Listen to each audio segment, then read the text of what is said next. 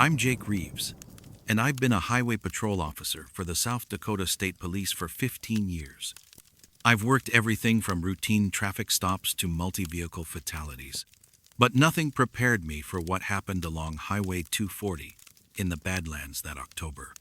The case of Marcus Henderson, Big Mike, as he was known on the CB, still keeps me awake some nights, listening to static on old radios, waiting for voices that shouldn't exist.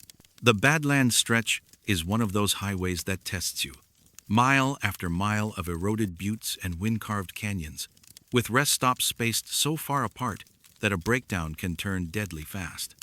Truckers know to check their rigs twice before heading through, because out there, you're truly alone, with nothing but the CB chatter of other drivers somewhere in the darkness ahead or behind you. I'd been patrolling that sector for 8 years when the Henderson case landed on my desk. Marcus was what we call a ghost driver, the kind of professional who moves freight so reliably that dispatchers set their clocks by his delivery times. 28 years on the road without a single missed deadline. His rig was a pristine Peterbilt with a custom sleeper cab, CB antenna perfectly tuned, logbooks maintained with military precision. The first strange report came in on a Tuesday morning in early October. A driver named Carl Hutchins called our dispatch, claiming he'd heard Marcus Henderson calling for help on Channel 19 around 3 in the morning. Carl said Marcus's voice was panicked. Something about his truck breaking down near mile marker 187, requesting immediate assistance. Carl had tried to respond, but got only static. The odd part was that Marcus Henderson's truck wasn't scheduled to pass through that area until Thursday. When we contacted his dispatcher, they confirmed Marcus was currently hauling electronics from Minneapolis to Denver, nowhere near the Badlands. But Carl Hutchins was a 20-year veteran himself, and he knew Marcus's voice. They'd chatted on the CB dozens of times over the years. 2 days later, on Thursday night, Marcus Henderson's empty truck was found idling at mile marker 187, exactly where Carl had heard the distress call. The engine was running, headlights on, CB radio still powered up and set to channel 19. Marcus was gone. His logbook ended mid-sentence. Weather clear, making good time, should reach Denver by. The pen was still in the cab, ink wet. What disturbed me most was the timing. Marcus's last official check-in with his dispatcher was at 11:47 p.m., but according to his truck's GPS system, the vehicle had been stationary at mile marker 187 since 8:30 p.m., 3 hours before he'd even reached that location, according to his route and driving speed. That's when the other drivers started coming forward. Betty Morrison, hauling livestock to Rapid City, reported hearing Marcus's voice on the CB Friday morning, a full day after we'd found his abandoned truck. She said he was asking about road conditions ahead, casual conversation like nothing was wrong. When she tried to respond, static filled the channel. Then there was Tommy Brennan, who swore he heard Marcus on Saturday night, warning other drivers about a patrol car with no lights, somewhere around mile marker 187. Tommy said Marcus's voice sounded distant, like it was coming through water, but the message was clear. Watch yourselves out there. Something ain't right about that stretch of road. I started monitoring Channel 19 myself, spending long nights parked near mile marker 187 with my radio scanner running. For 3 weeks, nothing.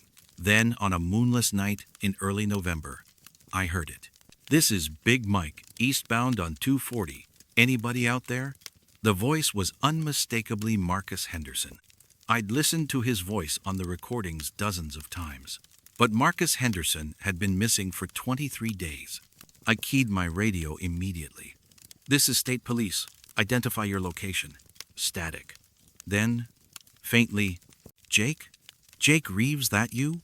The blood went cold in my veins. I'd never spoken to Marcus Henderson on the radio before. We'd never met. But somehow, he knew my name. Marcus, where are you? I managed to ask. I'm not sure, Jake. I keep driving, but I can't seem to get anywhere. The mile markers keep changing. And Jake. His voice faded, then came back stronger. Jake, I can hear myself calling for help, but I haven't called yet. How is that possible? Before I could respond, I heard my own voice on the radio. My voice, saying words I hadn't spoken. Marcus, you need to get out of that truck. Whatever's happening to you, it's not natural. Get out and run. I hadn't said those words, but the voice was mine, with my inflection, my tone. I was hearing myself from some time in the future, warning Marcus about something I didn't yet understand. Jake, did you hear that? Marcus's voice was shaking now. That was you, but you haven't said it yet. I can see you sitting in your patrol car right now, and I can hear what you're going to say in 5 minutes. I looked around frantically. Mile marker 187 was empty except for my patrol car. But as I watched, my CB radio crackled again with my own voice. Marcus, I'm at mile marker 187 right now. There's no one here. Where are you? I'm right there with you, Jake. I'm looking at your patrol car. I'm looking at you. I stepped out of my car, scanning the empty highway. Nothing. No truck, no headlights, no Marcus Henderson. But on the CB, I could hear the sound of a truck engine, the squeak of air brakes, the distinctive hiss of a Peterbilt's door opening. I'm getting out of the truck now, Marcus's voice said. I can see my own footprints in the dirt, but I haven't walked there yet. Jake, this place, time isn't working right here. Then I heard footsteps on gravel, coming from right beside my patrol car. But I could see nothing in the darkness. The footsteps circled my car slowly, methodically. On the radio, Marcus was describing my exact movements, how I was backing away from the car, how my hand was moving toward my weapon, how I was looking directly at him, even though I couldn't see anything. I'm standing right in front of you now, Jake, his voice said through the static. I'm reaching out to touch your shoulder. I felt it then, the lightest pressure on my left shoulder, like fingertips barely making contact. But there was nothing there. Nothing at all. Marcus, I whispered into the radio. What happened to you? I think I got caught in between. Between when things happen and when they're going to happen. I keep hearing myself call for help before I need help. I keep seeing things before they occur. And Jake. His voice was fading again. Jake, I think you're about to understand. The radio went silent. I waited there until dawn, but Marcus Henderson never spoke again. 6 months later, I requested a transfer to a different sector. I couldn't work Highway 240 anymore. Couldn't drive past mile marker 187 without hearing phantom voices on the CB. The official report lists Marcus Henderson as missing, presumed dead, though his truck was returned to the company after our investigation concluded. But sometimes, late at night, I still monitor Channel 19, and sometimes I hear him, Big Mike, still out there somewhere, caught in a loop of time that never quite connects with ours. He's still trying to call for help, still warning other drivers about the stretch of road where past and future blur together. The thing that haunts me most is knowing that somewhere, somewhen, Marcus Henderson can see me writing this report. He can hear the words before I type them, can watch my fingers move across keys that haven't been pressed yet. And maybe, if I listen closely enough to the static, I'll hear my own voice from tomorrow, finally understanding what I'm still trying to figure out today.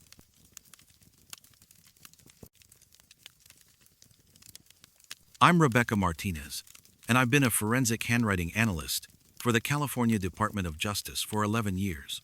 I've examined suicide notes that turned out to be forgeries, ransom demands written by victims under duress, and wills altered after death. But nothing in my training prepared me for what I found in that trucker's logbook, recovered from an abandoned rig at Kelso Depot in the heart of the Mojave. The case came to my desk on a Wednesday morning in late September. Detective Ray Morrison from San Bernardino County called it routine missing trucker, abandoned vehicle, no signs of foul play. Diana Castellanos, 45 years old, 19 years of clean driving record, had vanished somewhere along Interstate 40 between Barstow and Needles. Her Freightliner was found idling at the old Kelso train depot. Doors unlocked, engine running, but no driver. The logbook was standard Department of Transportation issue, the kind every commercial driver carries. Diana's entries for the first 42 pages were textbook perfect, neat cursive, consistent pressure, methodical documentation of mileage, fuel stops, and rest periods. Her handwriting showed the disciplined precision of someone who'd been filling out these forms for nearly 2 decades. Then, on page 43, everything changed. The entry was dated the same day Diana disappeared, but the handwriting was different. Subtly at first, the loops in her letters slightly wider, the slant more pronounced.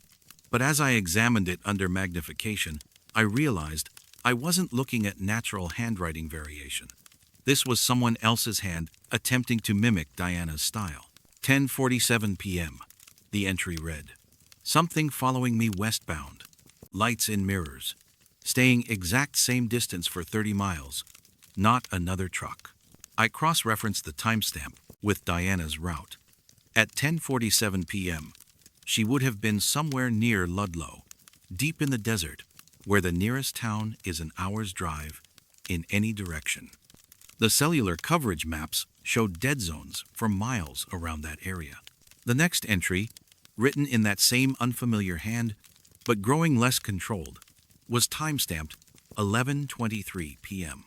Lights still there. Tried changing lanes, slowing down, speeding up.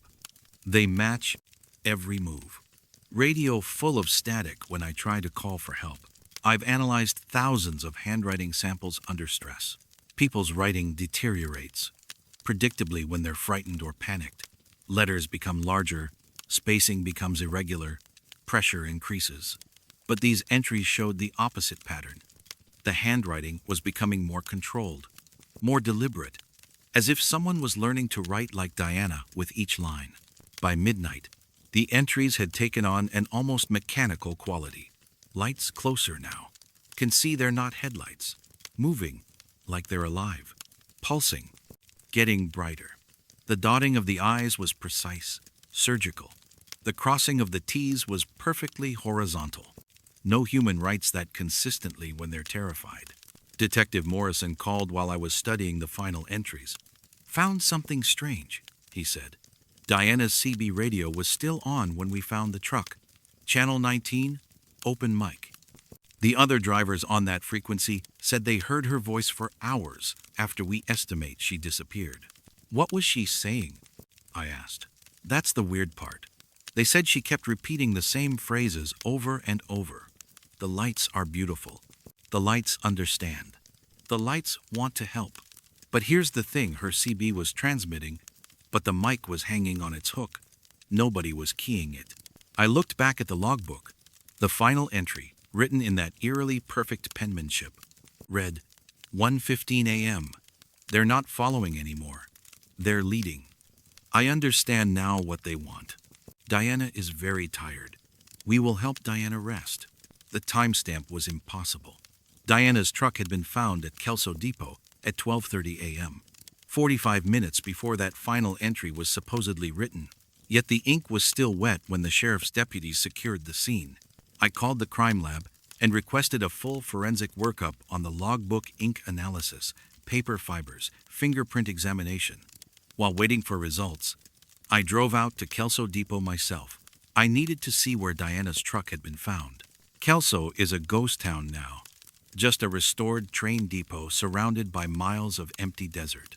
The old railway station sits alone under an endless sky, with sagebrush stretching to distant mountains in every direction. At night, it's one of the darkest places in California, no light pollution for hundreds of miles. I arrived just before sunset and waited in my car as darkness fell. The silence was absolute, broken only by the occasional whisper of wind through the creosote bushes. Around 10 p.m., I started to understand why this place might affect someone's mind. The isolation was crushing, the darkness so complete it seemed solid. That's when I saw them. At first, they were just points of light on the horizon, barely distinguishable from stars. But they were moving, following the path of Interstate 40 with purpose and intelligence. As I watched through my binoculars, the lights began to pulse in sequence, like a slow heartbeat visible from miles away. My radio crackled to life. "Rebecca?" The voice was Diana Castellanos's, though I'd never spoken to her. "Rebecca, you came to see for yourself." I grabbed the radio, hands shaking. "Who is this? How do you know my name?" "You've been studying my handwriting," Diana's voice continued, calm and distant. "You found where it changes. You know someone else was writing in my book." The lights were closer now, close enough that I could see they weren't vehicle headlights or aircraft. They moved in patterns too complex for anything mechanical, weaving and dancing above the desert floor like living things. "Diana, where are you?" I asked. "I'm with them now. They showed me what they wanted to show me. They needed someone to write down what happened, someone to document the process. My handwriting wasn't good enough for them, so they improved it." I looked down at my notepad where I'd been jotting observations. My own handwriting had changed without my noticing, the letters more precise, the spacing more deliberate. The pen felt different in my hand, like it was moving on its own. "They're very interested in you, Rebecca," Diana's voice said through the static. "They've been watching you examine my logbook. They know you understand handwriting, understand how thoughts become words on paper. They think you could help them document other things." The lights were directly overhead now, casting no shadows despite their brilliance. I could feel something changing in my mind, like warm fingers rearranging my thoughts. My handwriting was continuing to evolve on the notepad, becoming something cleaner and more perfect than my natural script. "Don't fight it," Diana's voice whispered. "Let them help you write more clearly. Let them show you what they need documented." I threw the pen down and ran for my car, but the lights followed me all the way back to Barstow, staying exactly the same distance behind no matter how fast I drove. In my rearview mirror, they pulsed in rhythm with my heartbeat. The forensic results came back a week later. The ink in Diana's logbook contained trace elements that don't exist on Earth. The fingerprints on the pages belonged to Diana, but the ridge patterns were too perfect, too symmetrical, like someone had tried to recreate human fingerprints without understanding their natural irregularities. I requested a transfer to a different division after that. I still analyze handwriting, but I won't take cases involving missing persons in the desert. Sometimes, late at night in my office, I catch my own handwriting becoming too perfect, too precise. When that happens, I put my pen down and remind myself that some documents are too dangerous to help create. Diana Castellanos is still listed as missing. Her truck was sold at auction after the investigation closed. But sometimes I wonder if she's really missing at all, or if she's still out there in the Mojave, helping those lights document things that human minds weren't meant to understand. Her handwriting finally perfected by something that found our imperfections fascinating enough to correct. I'm Dr. Sarah Kim, and I've been the Chief Medical Examiner for Sevier County, Tennessee for 9 years. I've performed over 2,000 autopsies, from routine cardiac events to complex forensic cases. I thought I understood the mechanics of death, the cooling of tissue, the onset of rigor mortis, the cellular breakdown that begins within minutes of the heart's final beat. But Robert Chen's body challenged every principle I'd learned in medical school. The call came in on a Thursday morning in early November. A trucker had been found dead in his sleeper cab at the Newfound Gap rest area, high in the Smoky Mountains, where the Tennessee-North Carolina border cuts through the peaks. It should have been straightforward, middle-aged driver, probably a heart attack or stroke, the kind of case that fills out death certificates without mystery or complication. But when I arrived at the scene, Deputy Sheriff Tom Bradley was standing beside the Kenworth with an expression I'd never seen in his 15 years of law enforcement. The truck was parked normally in the designated overnight area, engine off, air brakes set. Through the sleeper cab window, I could see Robert Chen lying peacefully on his bunk, eyes closed, hands folded across his chest. as if he'd simply decided to take a nap. "Doc, you need to see this before we move him," Bradley said, his voice carefully controlled. "The other drivers here, they've been talking to him for 3 days. Had conversations with him yesterday morning, night before that. They all say he was walking around, chatting about weather and road conditions, normal trucker talk." I climbed into the sleeper cab and immediately felt the wrongness. Chen's skin had the waxy pallor of death, but when I touched his forehead, it was warm. Not the artificial warmth of heated air, but the natural temperature of living tissue. His body showed no signs of lividity, no rigor mortis, none of the immediate changes that occur when circulation stops. But he was definitely dead. No pulse, no respiration, pupils fixed and dilated. When I lifted his eyelids, the corneas had the characteristic cloudiness that develops hours after death. Yet his body temperature remained normal, his muscles supple, his skin retaining the elasticity of life. "When did someone last talk to him?" I asked Bradley. "Jimmy Volker, over there." He pointed to a burly man in coveralls standing by a red Peterbilt. "Says he had coffee with Bobby yesterday around 7 p.m. They talked for maybe 20 minutes about the weather front moving in from the west." I interviewed Jimmy myself. He was adamant that Robert Chen had been alive and alert the previous evening. We talked about his route to Atlanta, the construction delays on I-75. Bobby was worried about making his delivery on time. He seemed tired, but nothing unusual for a guy who'd been driving all day. The security cameras at the rest stop told an impossible story. The footage clearly showed Robert Chen walking around the facility for 3 days after what our preliminary examination suggested was his time of death. He could be seen entering the visitor center, purchasing coffee from the vending machine, having conversations with other truckers that lasted 10 or 15 minutes at a time. But when I examined the footage more closely, something felt wrong about Chen's movements. He walked with perfect posture, never varying his pace, never showing the small, unconscious gestures that make human movement natural. His conversations followed the same pattern. He would approach other drivers, exchange what appeared to be pleasant small talk for exactly the same duration, then walk away with the same measured steps. The autopsy revealed the extent of the impossibility. Robert Chen had died of a massive coronary thrombosis approximately 72 hours before his body was discovered. The clot in his left anterior descending artery was complete, the surrounding heart muscle already showing signs of necrosis.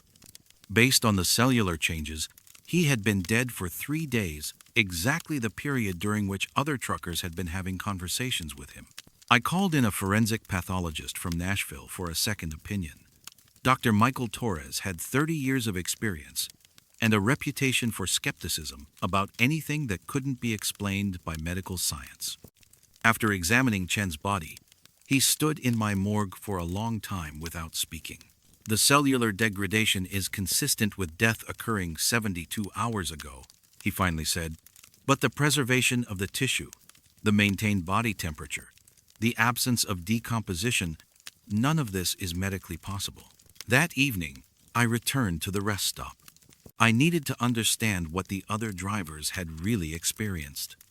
The security footage was detailed enough that I could identify several truckers who had interacted with Chen during his 3-day period of impossible animation. Margaret Foster, a veteran driver hauling freight to Florida, remembered her conversation with Chen vividly. He asked about road conditions south of Knoxville, whether I'd heard anything about delays. But now that you mention it, he asked the exact same questions word for word that I heard him ask 2 other drivers, and his voice sounded flat, like he was reading from a script. Another driver, Luis Herrera, had noticed something similar. Bobby was always friendly, but that last conversation felt different. He didn't blink much, and when I asked him a question he hadn't heard before about his family back in California, he just stood there for maybe 10 seconds, then changed the subject back to routes and weather.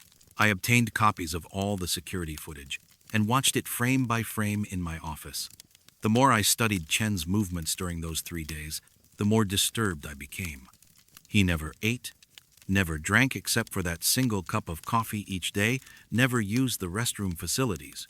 He slept in his truck each night from exactly 10 p.m. to 6 a.m., never moving in his bunk, never changing position. Most unsettling was the way his conversations ended. In every interaction, Chen would suddenly stop mid-sentence and walk away, returning to his truck with the same measured pace. The other drivers didn't seem to notice the abruptness. They continued talking for a few seconds, then seemed to forget what they'd been discussing. On my third viewing of the footage, I noticed something that made my blood run cold. In the background of several conversations, I could see Chen's truck with the sleeper curtains drawn. But occasionally, when the camera angle was right, I could glimpse a figure lying motionless on the bunk, inside a figure that looked exactly like Robert Chen. Whatever was walking around the rest stop, having conversations with other drivers, buying coffee, and discussing weather patterns, it wasn't the same Robert Chen who lay dead in his sleeper cab. But it wore his face, spoke with his voice, and somehow possessed enough of his memories to maintain convincing conversations about trucking routes and industry gossip.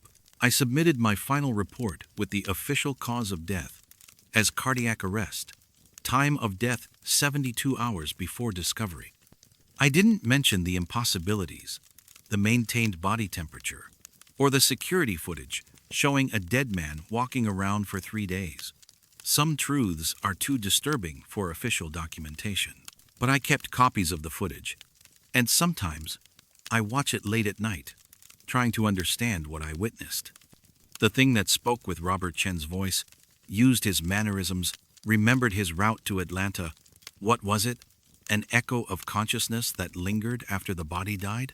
Some fragment of memory that continued operating long after the brain had ceased to function? I've performed 43 autopsies since then, but I find myself checking body temperatures obsessively, looking for signs that death might not be the absolute boundary I once believed it to be. Sometimes I wonder if consciousness is less fragile than we assume. If some part of who we are can persist even when the biological systems that support life have failed completely. Robert Chen's truck was returned to his company after our investigation closed. His body was cremated and the ashes sent to his family in California. But I can't shake the feeling that somewhere, some echo of him is still having conversations with strangers, still discussing weather patterns and delivery schedules, still maintaining the routine interactions that defined his life on the road, even though the man who lived that life has been gone for months.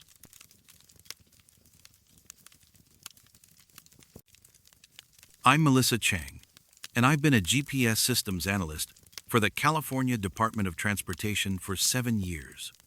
My job involves investigating discrepancies in vehicle tracking data, usually simple equipment malfunctions or signal interference that can be resolved with a software update or hardware replacement. But the case of Samuel Torres challenged everything I understood about how navigation satellites communicate with receivers on the ground. The initial report came through routine channels on a Tuesday morning in late August. Samuel Torres, a 61-year-old veteran trucker with 34 years of clean driving record, had gone missing somewhere along Highway 190 in Death Valley. His company's fleet tracking system showed his truck had stopped transmitting location data at 11:43 p.m.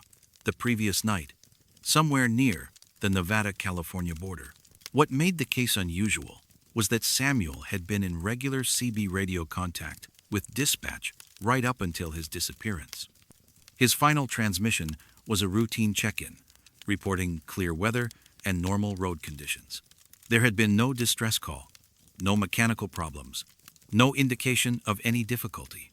He had simply vanished from both satellite tracking and radio contact within the span of a few minutes. When I pulled up Samuel's tracking history on my computer, I found the first anomaly immediately. His route data for the final 4 hours showed something that should have been impossible. His truck had been traveling in a perfect circle, with a diameter of exactly 23 miles, centered on coordinates that placed him in the middle of an empty stretch of desert. But Highway 190 through Death Valley is a straight road. I've driven it myself dozens of times during system calibration trips. It runs east-west through some of the most desolate terrain in North America, with long stretches where you can see for miles in every direction. There are no curves, no loops, no way for a vehicle to travel in circles while following the highway. I cross-referenced Samuel's GPS data with satellite imagery of the area. The images clearly showed Highway 190 as a straight line cutting across the valley floor. But according to our tracking system, Samuel's truck had been following a circular path that existed in the same coordinates as the straight highway, occupying the same space simultaneously. The more I studied the data, the more disturbed I became. Samuel's speed had remained constant at 55 miles per hour for those 4 hours, but his odometer readings showed he had traveled over 200 miles, while his GPS coordinates indicated he had moved in a 23-mile circle. Somehow, his truck had been covering distance that didn't correspond to any change in location. I decided to drive out to the area myself. The Nevada Department of Transportation had found Samuel's abandoned truck near what appeared to be mile marker 187. But when I checked the official highway records, mile marker 187 didn't exist on that stretch of road. The markers in that area jumped from 185 to 189, with no marker at 187, according to the construction documents I'd reviewed. The drive to Death Valley took 3 hours, and I arrived just before sunset with a portable GPS unit and a laptop loaded with our most detailed mapping software.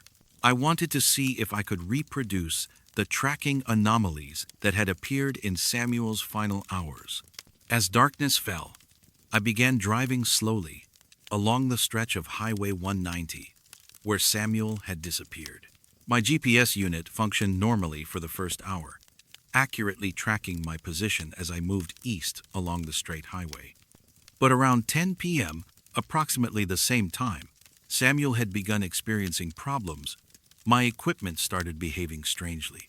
The GPS display showed my coordinates changing in ways that didn't match my actual movement. According to the readout, I was driving in a gentle curve to the south, but I could see clearly that the road ahead was perfectly straight. My speedometer showed 45 miles per hour, but the GPS calculated my speed as varying between 30 and 70, fluctuating randomly every few seconds. Then I saw the mile marker. It stood beside the road about a quarter mile ahead, illuminated by my headlights. As I approached, I could clearly read the number, 187. But according to my odometer and the official highway markers I'd passed, I should have been at mile 186. I stopped beside the marker and got out to examine it. The post was standard Department of Transportation issue, with reflective numbers that looked identical to every other mile marker on the highway. But when I checked my GPS coordinates, they placed me at mile 185, a marker I had passed 20 minutes earlier. I continued driving east, expecting to reach mile marker 188 within a few minutes. Instead, after exactly 12 minutes of driving at a steady 45 miles per hour, I found myself approaching mile marker 187 again. The same marker, in what appeared to be the exact same location. My GPS unit was becoming increasingly erratic. The display showed me traveling in a complex pattern that resembled a flower or spiral, while I continued driving straight ahead on the clearly visible highway. According to the coordinates, I was simultaneously located at 3 different points along Highway 190, all more than 20 miles apart. Over the next 2 hours, I passed mile marker 187 dozens of times. Each time, it appeared in exactly the same location relative to my headlights, as if I were encountering the same physical marker repeatedly. But the landscape around it changed subtly. Sometimes the marker stood alone, sometimes there were Joshua trees nearby, sometimes a small wash ran parallel to the road. My fuel gauge began dropping faster than it should have, even though my odometer showed I had traveled less than 50 miles. According to the GPS data I was recording, my truck had covered over 300 miles, while remaining within a 23-mile radius, the same impossible pattern that had appeared in Samuel Torres's final tracking data. At 11:43 p.m., exactly the time Samuel had stopped transmitting, my GPS unit failed completely. The display went blank, then showed error messages I'd never seen before. Location not found, coordinate overflow, and finally, signal source unknown. My CB radio filled with static, and my engine began running roughly, as if the fuel mixture had suddenly changed. I pulled over beside mile marker 187 and tried to restart my equipment. The GPS unit would no longer acquire a satellite signal despite the clear desert sky. When I stepped outside, I could see Samuel's abandoned truck in my headlights, parked exactly where mine now sat, occupying the same space, but somehow not interfering with my vehicle. Both trucks were there simultaneously, mine and his, like overlapping photographs. I could walk around Samuel's Kenworth, could see his logbooks on the dash, could observe the keys still hanging in the ignition. But when I reached out to touch it, my hand passed through empty air. I got back in my truck and drove east as quickly as possible. After 20 minutes of driving, my GPS suddenly reacquired its signal. According to the coordinates, I was now at mile marker 189, having somehow jumped past the section of highway where I'd been trapped in the loop. When I looked back, I could see mile marker 187 in my rearview mirror, exactly where it had been all along. But now there were two trucks parked beside it, Samuel's Kenworth and another vehicle that looked suspiciously like mine. I've submitted a technical report recommending that the GPS tracking algorithms be updated to account for what I'm calling coordinate displacement anomalies. My supervisors filed it under equipment malfunction and suggested I take some time off. The official investigation concluded that Samuel Torres experienced a medical emergency and wandered into the desert, where his remains were never recovered. But sometimes I monitor the GPS tracking data for trucks traveling through Death Valley, and I've started to notice a pattern. Every few months, a vehicle shows the same impossible circular tracking pattern in the same coordinates where Samuel disappeared. The trucks are always found abandoned at mile marker 187, a marker that officially doesn't exist, but somehow continues to accumulate vehicles that our satellites can no longer properly track. I wonder if Samuel is still out there, still driving in circles on a road that exists in the same space as Highway 190, but follows different rules of geometry and distance. Maybe he's found others drivers who got caught in the same loop, all of them traveling together on a version of the highway that our maps were never designed to document. The inspection report was filed electronically at 3:47 a.m., 15 years after we tore down the building where it was supposedly written. I'm Daniel Korvac, and I've been a senior inspector for the Wyoming Department of Transportation for 13 years. My job involves investigating irregularities in commercial vehicle inspections, cargo manifests, and driver compliance reports. Most cases are straightforward paperwork errors, equipment malfunctions, or drivers trying to circumvent weight restrictions. But the case of Jennifer Walsh introduced me to the possibility that some inspections continue long after the inspectors have gone home. The initial anomaly appeared in our database on a Thursday morning in early September. The system showed a completed Level 1 inspection for a truck registered to Jennifer Walsh, conducted at the Sweetwater Way Station at 3:47 a.m. The inspection had been thorough brake system check, cargo securement verification, hours of service review, all documented with the precise detail our officers are trained to maintain. The problem was that the Sweetwater Way Station had been demolished in 2008. I knew because I had supervised the demolition myself, watching as the building was reduced to concrete rubble and the electronic scales were removed. The site had been returned to empty prairie, with only a few foundation fragments visible in the tall grass. But according to our computer system, Inspector Badge number 479 had conducted a complete vehicle inspection there, finding multiple violations that would require Jennifer Walsh to remove her truck from service until repairs were completed. The digital signature matched our database. The timestamps were consistent, and the violation codes were correctly formatted. I called the regional office to verify Inspector 479's status. The badge number belonged to Carl Hendricks, who had retired in 2007 and passed away from cancer 3 years later. Yet somehow, his digital signature had authorized an inspection report filed 6 years after his death. When I tried to contact Jennifer Walsh, her dispatcher reported that she had gone missing 2 days earlier somewhere in the Wind River Range. Her truck had been found abandoned in what appeared to be an empty lot beside Highway 191. But there was no sign of Jennifer herself. The cargo electronics bound for Salt Lake City remained undisturbed in her sealed trailer. I drove out to the location where Jennifer's truck had been discovered. It was exactly where the Sweetwater Way Station had operated for 32 years before budget cuts forced its closure. The Wyoming Highway Patrol had already processed the scene, but I wanted to see the site for myself. Standing in the tall grass where the inspection building had once stood, I could still make out the concrete pad where the office had been constructed.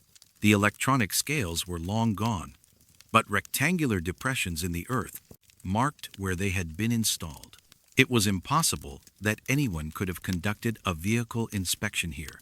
There were no facilities, no power lines, no equipment of any kind. Yet Jennifer's final CB transmission, recorded by other drivers on Channel 19, described exactly the kind of detailed inspection documented in our database.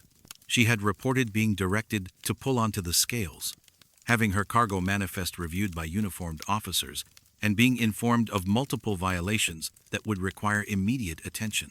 I obtained copies of Jennifer's complete radio communications from that night. At 3:15 a.m., she had transmitted, "This is Roadrunner, eastbound on 191, pulling into the Sweetwater Way Station. Looks like they're running a full inspection tonight." 20 minutes later, she reported, "These officers are being real thorough. They found some issues with my cargo securement that I'm going to have to address before I can continue." Her final transmission came at 3:47 a.m., exactly the timestamp on the electronic inspection report. "Roadrunner to any eastbound traffic. I've been put out of service at Sweetwater. Multiple violations, going to be here for a while. You boys drive safe." But the surveillance cameras from a truck stop 12 miles east of the way station site told a different story. The footage clearly showed Jennifer's truck sitting alone in the empty lot where the station had once operated. There were no other vehicles, no inspection officers, no activity of any kind. Yet the audio from her CB transmissions suggested she was interacting with multiple people throughout her supposed inspection. I began researching the history of the Sweetwater Way Station. During its operational years, it had been staffed by a rotating crew of 6 inspectors, including Carl Hendricks. The station had processed thousands of commercial vehicles annually, conducting routine safety inspections and cargo verifications that were essential to highway safety. The closure had been sudden. Budget constraints had forced the department to consolidate several rural way stations, and Sweetwater was eliminated despite its strategic location on a major freight corridor. The staff had been transferred to other facilities, and the building had been demolished within 6 months. But as I reviewed old inspection records, I noticed something disturbing. Even after the official closure, the database showed occasional inspection reports filed from the Sweetwater location. Usually 1 or 2 per year, always during overnight hours, always signed by inspectors who had either retired or been transferred to other facilities. I had dismissed these as database errors when I first encountered them years earlier. Computer systems sometimes retained old location codes, creating phantom entries that appeared to originate from closed facilities. But now I realized these reports followed the same pattern as Jennifer Walsh's inspection: detailed, accurate, and impossible. I decided to spend a night at the former way station site, monitoring CB Channel 19 and watching for any unusual activity. I arrived just after sunset and parked my department vehicle where the inspection office had once stood. The September night was clear and cold, with enough moonlight to see across the empty grassland for miles in every direction. Around midnight, I began hearing chatter on the CB radio. Truckers were discussing road conditions, weather reports, and delivery schedules, the routine communications that fill the overnight hours on long hauls. But occasionally, I picked up fragments of conversation that seemed to reference the Sweetwater way station as if it were still operational. "Eastbound Kenworth. You'll want to check your logbook before you hit Sweetwater," one voice advised. "They're running strict tonight." "Thanks for the heads up," another driver responded. "I'll make sure my hours are clean." At 2:30 a.m., I heard Jennifer Walsh's voice for the first time since her disappearance. The transmission was faint but unmistakable. "Roadrunner to eastbound traffic. I'm still tied up at the Sweetwater inspection. These officers are finding issues I didn't even know existed. Might be here all night." I keyed my radio immediately. "Jennifer, this is DOT Inspector Korvac. What is your current location?" Static filled the channel for several seconds. Then her voice returned, clearer now. "Inspector Korvac, I'm right here at Sweetwater, going through inspection with your officers. Inspector Hendricks has been very thorough, but he's found some problems with my cargo securement that need to be addressed." "Jennifer, Carl Hendricks died 3 years ago, and the Sweetwater station was demolished in 2008. Another pause, longer this time. When she spoke again, her voice carried a note of confusion. "That can't be right, Inspector. I'm looking right at the building. The lights are on, the scales are operational. Inspector Hendricks just walked around my truck checking the tie-downs. He seems very much alive to me." I looked across the empty lot, where her voice seemed to be originating. There was nothing there, no building, no lights, no truck. But as I watched, I began to see faint outlines in the darkness, as if the demolished structures were casting shadows despite no longer existing. The rectangular depression where the scales had been installed seemed to glow with a dim phosphorescence. "Jennifer, can you see me?" I asked. "I'm parked right where the office used to be." "I can see your vehicle, Inspector Korvac, but you're parked in the grass about 50 yards from the station. Why aren't you coming inside to review my inspection?" The radio crackled with interference, and I heard other voices joining the conversation, male voices, with the professional tone of DOT inspectors. They discussed Jennifer's cargo manifest, her hours of service records, and various equipment violations they claimed to have discovered. I recognized Carl Hendricks's voice among them, though I had attended his funeral 3 years earlier. "Inspector Korvac," Jennifer's voice came through the static.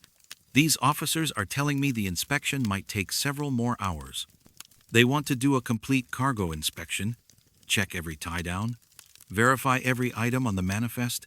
They seem very concerned about safety compliance." "Jennifer, you need to get out of there. Whatever you're experiencing, it's not real." But her voice was already fading. "I'm sorry, Inspector, but I have to cooperate with the inspection. These officers have legal authority, and I can't leave until they clear my vehicle for service." The radio went silent after that. I waited until dawn, monitoring all channels, but heard nothing more from Jennifer Walsh. When the sun rose, I was alone in an empty lot, where prairie grass grew through cracked concrete foundations. Jennifer's truck was found that morning, in the exact location where I had been parked. The vehicle was empty, keys still in the ignition, but there was no trace of Jennifer herself. Our database showed the inspection had been completed at 6:23 a.m., with a notation that the driver had been referred for additional safety training. I've since discovered that similar phantom inspections occur at the sites of other demolished way stations throughout Wyoming. The pattern is always the same. Drivers report detailed interactions with inspection officers who died years ago, conducting thorough reviews at facilities that no longer exist. Most of these drivers are never seen again, though their voices occasionally surface on CB Channel 19, warning other truckers about inspections that seem to continue indefinitely. I requested early retirement after submitting my report on the Jennifer Walsh case. My supervisors filed it as an equipment malfunction and hired a consultant to debug our database.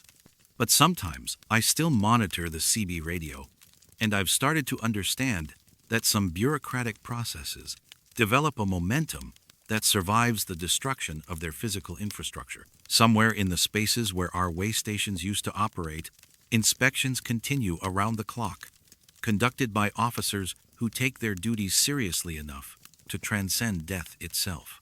And drivers like Jennifer Walsh remain there, patiently cooperating with reviews that will never conclude, trapped in an endless cycle of compliance checking that has become disconnected from any practical purpose.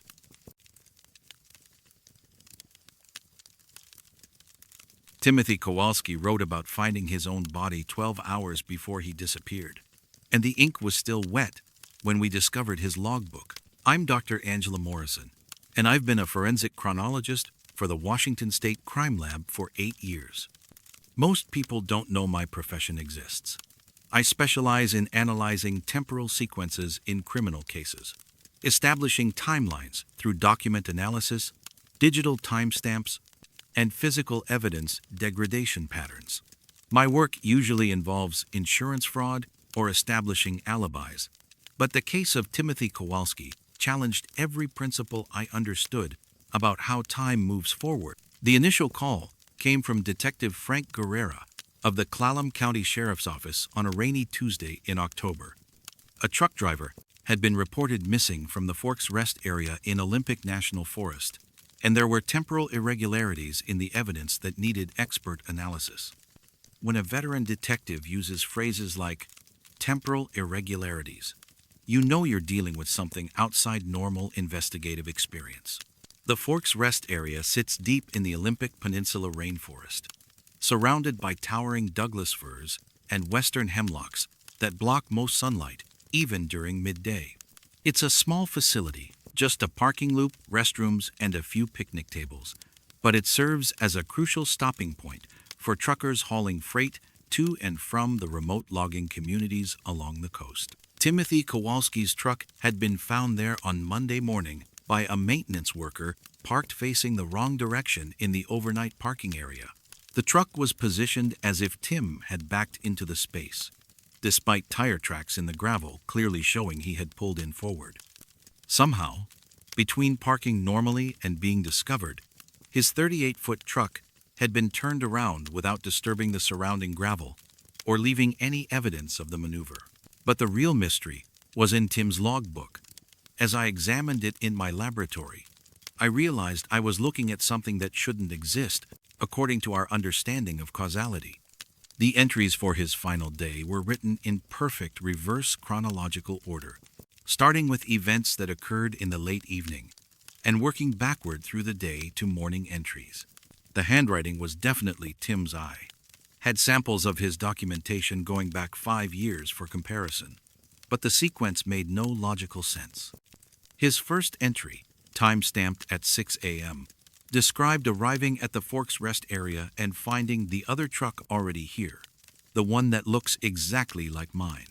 But his last entry, time-stamped at 11 p.m., described leaving his dispatch point in Tacoma that morning. What disturbed me more was the content of the entries themselves. Reading from the beginning of his final day's documentation, Tim had written, 6 a.m. Something is wrong with time here. I keep seeing things that haven't happened yet. There's a man walking around my truck, but when I look directly at him, I realize it's me. I'm watching myself from tomorrow. The next entry, time-stamped 5:30 a.m., read, the maintenance worker will find my truck in the morning. I can see him discovering it. See the confusion on his face when he realizes it's facing the wrong direction. He doesn't understand that I had to turn it around so it would be positioned correctly when he finds it. As I worked backward through the entries, the handwriting began to change. The earlier timestamps, which described events that occurred later in the day, were written in Tim's normal right-handed script.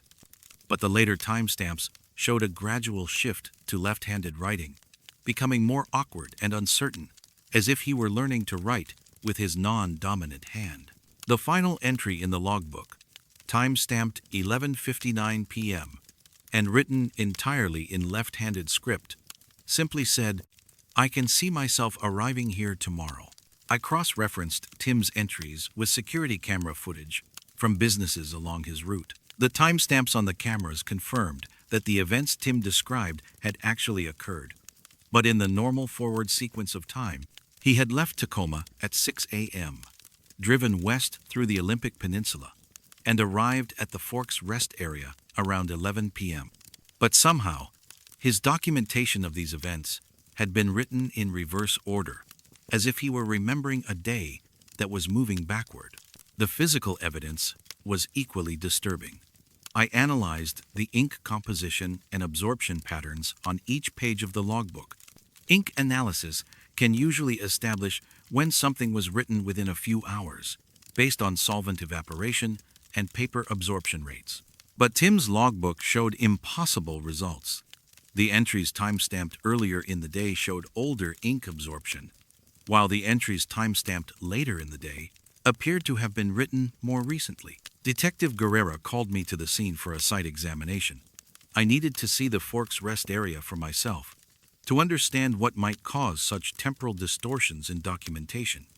The drive from Olympia took 3 hours through increasingly dense forest, with the last 20 miles following a winding road that seemed to cut deeper and deeper into wilderness. The rest area felt wrong from the moment I stepped out of my car. The silence was too complete, no bird songs, no insect sounds, none of the subtle audio texture you expect in a forest environment. The trees seemed to lean inward over the parking area, creating a canopy so thick that the light filtering through had a greenish underwater quality. Tim's truck had been towed away, but I could see the tire tracks where it had been parked.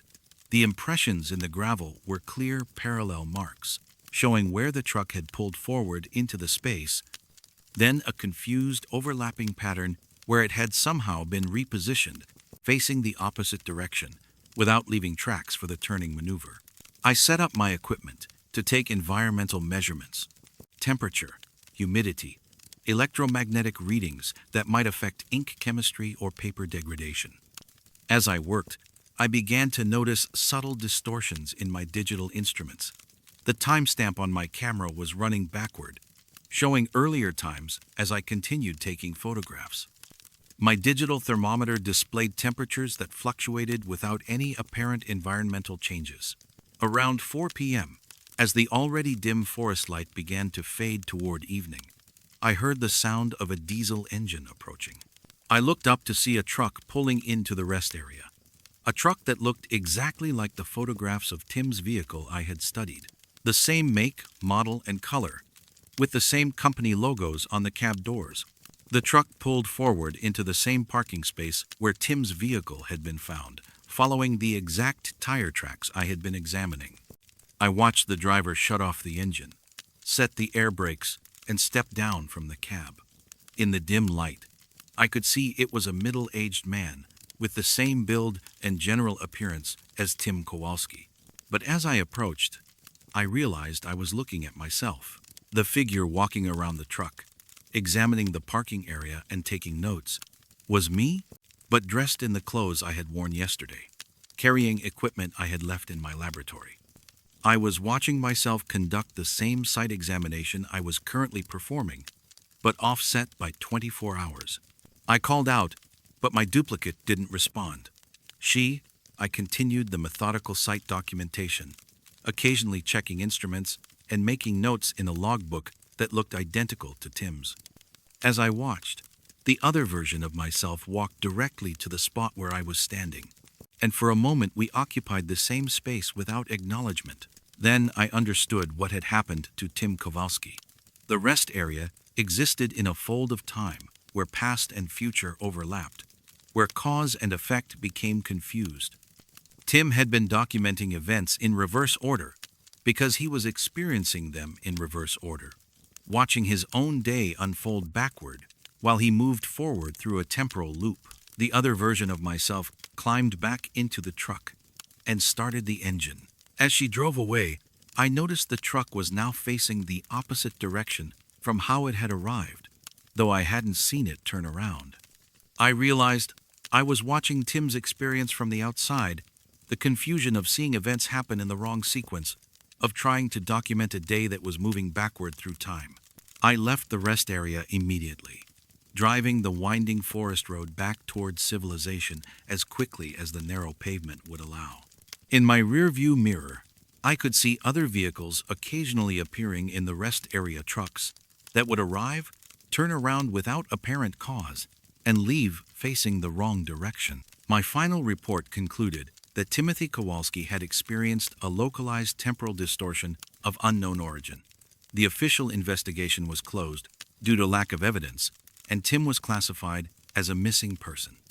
But I've recommended that the Forks rest area be closed to overnight parking, though I doubt my superiors will understand the reasoning behind the recommendation. Sometimes I wonder if Tim is still there, caught in a loop where he experiences the same day repeatedly, but in reverse chronological order. Maybe he's writing in his logbook right now, documenting events that won't happen until tomorrow, trying to understand why time moves backward in that small clearing where the forest grows too close and the light never seems quite natural. And maybe, someday, I'll drive past the rest area and see my own truck parked there, facing the wrong direction, with another version of myself, inside writing reports about events that haven't occurred yet.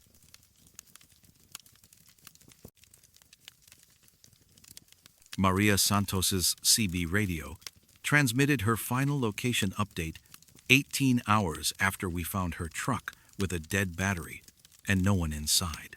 I'm Nathan Cross, and I've been a radio frequency analyst for the Federal Communications Commission for 12 years. My job involves tracking illegal broadcasts, investigating interference patterns, and maintaining the integrity of licensed communication channels. Most of my work is routine unlicensed operators, equipment malfunctions, or signal bleed between frequencies. But the case of Maria Santos introduced me to the possibility that some transmissions can continue long after the equipment that generates them has stopped functioning. The anomaly first appeared on our monitoring systems on a Thursday morning in mid-November. Our automated tracking station in Flagstaff detected a CB radio transmission on Channel 19 that had been broadcasting continuously for over 24 hours. The signal was unusually strong and clear, originating from coordinates in the Painted Desert near Petrified Forest National Park. Continuous transmissions are violations of FCC regulations. CB operators are required to limit their transmissions to allow other users access to the channel. But what made this case unusual was the content of the broadcasts. Instead of conversation or emergency calls, the transmission consisted of precise GPS coordinates being read aloud in a woman's voice, updating every 15 minutes with mathematical precision. This is Maria Santos. Coordinates 35 degrees, 06 minutes, 12 seconds north, 109 degrees, 47 minutes, 38 seconds west, the voice would say. Then, exactly 15 minutes later, this is Maria Santos. Coordinates 35 degrees, 07 minutes, 51 seconds north, 109 degrees, 46 minutes, 12 seconds west. I plotted the coordinates on a map and realized they formed a perfect circle with a radius of approximately 12 miles, centered on the Petrified Forest Visitor Center. Each transmission represented a point on the circumference of this circle, as if the broadcaster were traveling around the park at a constant speed and distance. I contacted the Arizona Highway Patrol to report a possible emergency situation. A trucker broadcasting location coordinates continuously might indicate mechanical problems, medical emergency, or some other distress situation. But when the state police attempted to locate the source of the transmissions, they found something impossible. Officer Lisa Brennan reached the first set of coordinates 30 minutes after the transmission. She found fresh tire tracks in the desert sand and evidence that a large truck had recently been parked at that location, flattened vegetation, oil stains, and debris from air brake systems. But no vehicle was present. The radio transmission had already updated with new coordinates 8 miles away. Officer Brennan drove to the second location as quickly as possible, arriving within 20 minutes of the updated broadcast. Again, She found clear evidence of a truck's recent presence. Warm engine oil still dripping onto the ground, exhaust fumes lingering in the desert air, but no vehicle in sight. The radio had updated again, placing the broadcaster at a third location on the opposite side of the circle. I joined the search effort the following day, bringing specialized radio direction finding equipment to pinpoint the exact source of the transmissions. The signal strength was extraordinary, stronger than any CB radio should be able to generate, especially using standard mobile equipment. But the direction finder consistently pointed to locations where no transmitter could be found. As I monitored the frequency, I began to notice subtle changes in Maria Santos's voice. The early transmissions had sounded normal, tired perhaps, but alert and professional. But as the hours passed, her voice became increasingly mechanical, losing the natural inflections and breathing patterns of human speech. By the second day, she sounded more like a computer-generated voice, reading coordinates from a database. The Arizona Department of Public Safety launched a full search operation, deploying helicopters and ground teams to track the circular pattern of transmissions. Search and Rescue Coordinator James Fletcher coordinated the effort from a command post near the park entrance, plotting each set of coordinates as they were broadcast and dispatching teams to intercept the mysterious broadcaster. But the pattern never varied. Every 15 minutes, exactly on schedule, Maria Santos's voice would provide new coordinates that maintained the perfect circular path around petrified forest. The search teams found evidence of a truck's presence at each location: tire impressions, scattered debris, even warm coffee that had apparently been discarded minutes earlier, but they never found Maria or her vehicle. On the third day, I decided to position myself at one of the predicted coordinate points before the transmission was scheduled to occur. If Maria Santos was actually traveling this route, I would be there waiting when she arrived. I chose a location on the eastern edge of the circle and set up my equipment 90 minutes before the scheduled broadcast. The desert was completely empty. No roads, no structures, just scattered sagebrush and red sandstone formations stretching to the horizon. I had a clear view for miles in every direction. There was no way a truck could approach without being visible long before arrival. At exactly the scheduled time, Maria Santos's voice came through my radio. This is Maria Santos. Coordinates 35 degrees, 04 minutes, 27 seconds north. 109 degrees, 49 minutes, 16 seconds west. The coordinates matched my exact location, but I was alone in the desert. No truck, no Maria Santos, no source for the transmission except my own radio equipment. Yet the signal strength meter showed maximum reception, as if the broadcaster were standing directly beside me. I called out, thinking perhaps Maria was nearby, but hidden by the terrain. Maria Santos, this is FCC agent Nathan Cross. Can you hear me? What is your location? The radio crackled with static. Then Maria's voice responded, but not through the CB radio. Her voice seemed to come from the air itself, surrounding me like an atmospheric phenomenon. Agent Cross, I can see you standing there. I'm right where I've always been, at the coordinates I've been broadcasting. Maria, where is your truck? How are you transmitting without equipment? My truck broke down 3 days ago. Battery died, engine seized up, but I kept broadcasting my location because search and rescue needs to know where I am. I can't stop broadcasting. Agent Cross. Even when I try to turn off the radio, my voice keeps going out over channel 19. I looked around frantically. The desert remained empty, but I could hear Maria Santos as clearly as if she were standing next to me. Her voice had regained its human qualities. The mechanical tone was gone, replaced by confusion and fear. Maria, what happened to you? How long have you been broadcasting? I don't know anymore. Time works differently here. I keep driving the same circle, trying to find my way back to the highway. But every time I reach coordinates where I should be able to see the road, I'm still in the desert. And my radio keeps broadcasting my position even when the truck has no power. That's when I understood what had happened to Maria Santos. She had become part of the electromagnetic spectrum itself, her voice and identity embedded in the radio frequencies that surrounded Petrified Forest.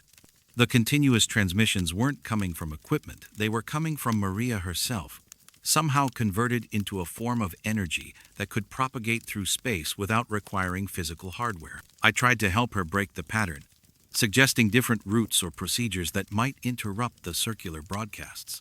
But Maria explained that she had no control over her movement or transmissions. She was trapped in a loop that repeated every 6 hours, broadcasting coordinates that traced the same perfect circle around the park. The search operation was called off after a week, when Maria's truck was finally located in a remote canyon, 15 miles from the coordinates she had been broadcasting. The vehicle was empty, with a dead battery and an inoperative CB radio. According to the truck's odometer, it hadn't moved in 4 days, yet Maria Santos continued broadcasting location updates from various points around Petrified Forest. I've continued monitoring Channel 19, and Maria's transmissions persist months later. Every 15 minutes, her voice provides coordinates that maintain the circular pattern. Sometimes other truckers respond, trying to help or asking for clarification, but Maria doesn't seem to hear them. She exists now as pure information, endlessly broadcasting her position in a geometric pattern that has no beginning or end. I submitted a technical report recommending that Channel 19 be monitored for anomalous transmissions, but my supervisors classified the case as equipment malfunction. The official record states that Maria Santos abandoned her truck due to mechanical failure and became lost in the desert, where her remains were never recovered. But I know she's still out there, converted into electromagnetic energy that travels at the speed of light around a 12-mile circle.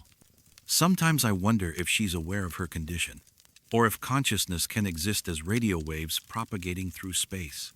And sometimes, late at night, when atmospheric conditions are optimal, I hear other voices joining her broadcasts.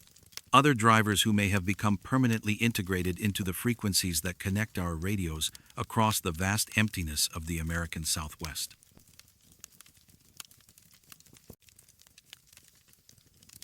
David Mitchell's hands were still gripping the steering wheel 48 hours after we found his body frozen solid in the cargo area, and there was no steering wheel anywhere in the trailer. I'm Patricia Valdez, and I've been a commercial refrigeration specialist for Mountain West Transport for 14 years. My job involves maintaining the cooling systems that keep perishable freight from spoiling during long-haul deliveries across the western United States. I've seen every kind of equipment failure imaginable: compressor breakdowns, refrigerant leaks, electrical shorts that can turn a trailer into either a furnace or a freezer. But the case of David Ice Road Mitchell challenged everything I understood about how refrigeration systems operate and what happens when they malfunction. The call came in on a Saturday morning in late January. David's truck had been found abandoned at a rest stop near Glacier National Park, with the refrigeration unit running at maximum capacity despite hauling non-perishable electronics that required no climate control.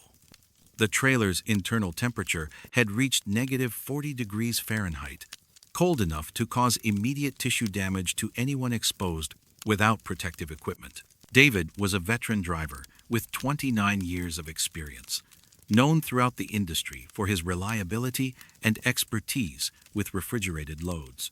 He had earned the nickname Ice Road, not just for his skill in winter driving conditions, but for his encyclopedic knowledge of cooling systems and temperature management. If anyone understood how to operate refrigeration equipment safely, it was David Mitchell. When I arrived at the scene, the Montana Highway Patrol had already secured the area and was waiting for specialized equipment to safely open the trailer.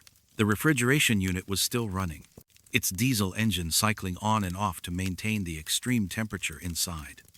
I could hear the compressor working harder than it should, straining against settings that pushed it far beyond normal operating parameters. The truck's computer logs showed impossible readings. According to the data, the vehicle had traveled 500 miles from its dispatch point in Seattle to the rest stop in Montana while consuming less fuel than a compact car. The efficiency numbers suggested the truck had been coasting downhill for the entire journey, which was physically impossible given the mountainous terrain of the route. Detective Wayne Foster of the Montana State Police asked me to examine the refrigeration system before they opened the trailer. Something about the situation felt wrong to him. Not just the extreme temperature, but the way the cooling unit was behaving. It was running too quietly, too smoothly, as if it were operating under ideal conditions rather than being pushed to its maximum capacity. I connected my diagnostic equipment to the refrigeration controller and immediately saw readings that made no technical sense. The system showed it was maintaining -40 degrees while drawing almost no electrical power from the truck's charging system. The compressor was cycling normally, but the amperage readings suggested it was barely working, as if the trailer was cooling itself through some process that didn't require mechanical refrigeration. When the hazmat team finally opened the trailer, we found David Mitchell's body in the cargo area, positioned as if he were still driving.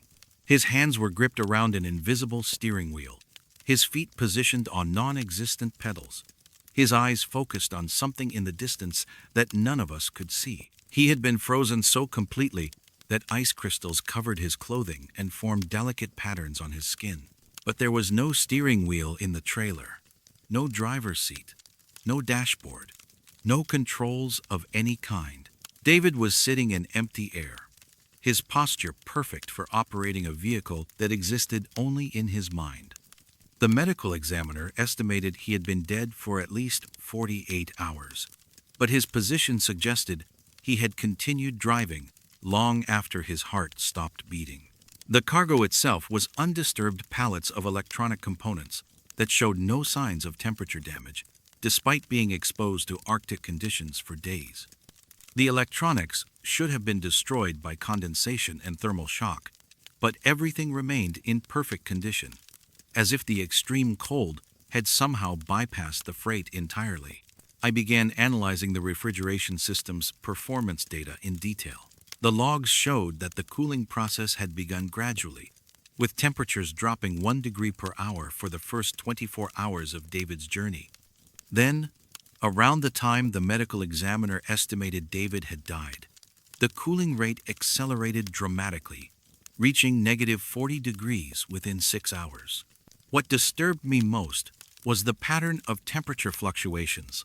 Instead of the steady cycling typical of mechanical refrigeration, the system showed smooth, gradual changes that resembled biological processes more than industrial equipment. It was as if something organic was controlling the cooling, responding to conditions that my instruments couldn't detect. Detective Foster requested that I remain on scene while they processed David's body. He wanted a technical expert present who could explain any anomalies in the refrigeration system. But as I watched the medical team work, I began to notice that the trailer's temperature wasn't rising despite the open doors and Montana's relatively warm winter weather. My thermometer continued to read -40 degrees, even with the doors open and the refrigeration unit shut down. The air inside the trailer maintained its Arctic temperature through some process that didn't depend on the mechanical cooling system. When I breathed inside the trailer, my breath created fog clouds that lingered longer than they should, as if the air itself had become denser and more capable of holding moisture. I noticed something else. As we prepared to remove David's body, his frozen hands occasionally shifted position slightly, as if he were making minor steering adjustments. The movements were barely perceptible, but consistent with the small corrections a driver makes to maintain course on a long highway. Even in death, some part of David seemed to be continuing his journey.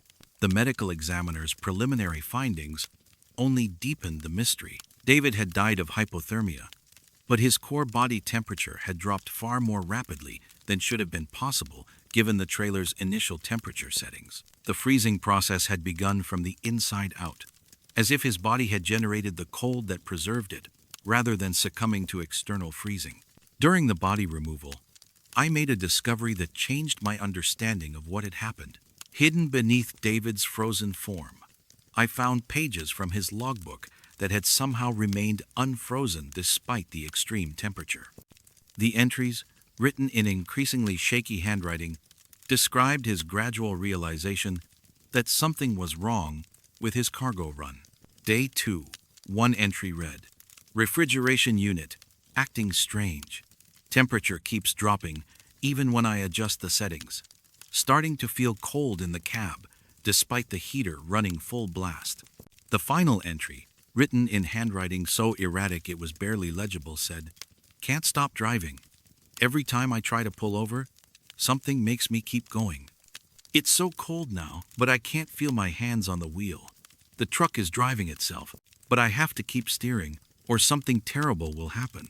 After David's body was removed and the trailer was towed away, I submitted a detailed technical report concluding that the refrigeration system had malfunctioned in ways that weren't explainable by known mechanical principles. But I kept copies of all the data, and sometimes I review the temperature logs and fuel consumption records, trying to understand what really happened during those 500 miles. I've started to believe that David Mitchell never stopped driving, even after hypothermia claimed his life. Some part of his consciousness remained connected to the truck, continuing to operate controls that existed only in the space between life and death. The refrigeration system became an extension of his will, maintaining the precise conditions needed to preserve his body in the position he had maintained for 29 years of professional driving. Sometimes, late at night when I'm called to service refrigerated trucks, I think about David sitting in that frozen trailer, hands positioned on a steering wheel that only he could see, still making the small adjustments necessary to deliver his cargo safely to its destination. And I wonder if other drivers who disappear on long winter runs might still be out there, continuing their journeys in trucks that have become extensions of their frozen consciousness, forever committed to completing deliveries that can never end.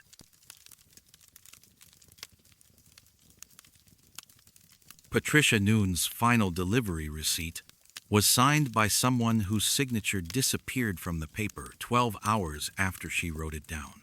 I'm Vincent Blackwood, and I've been a freight dispatch investigator for Western Mountain Logistics for 16 years. My job involves tracking down missing shipments, investigating fraudulent delivery claims, and resolving disputes between shippers and carriers. Most cases are routine stolen cargo, forged documentation, or drivers who sell their loads and disappear.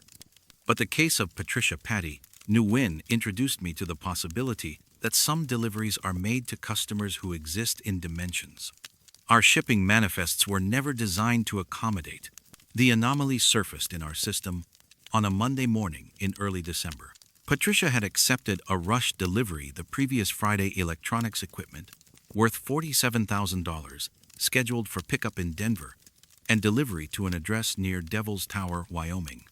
The job offered premium rates for weekend delivery, which should have been a red flag. But Patricia was an 18-year veteran with a spotless record who had never failed to complete a contracted run.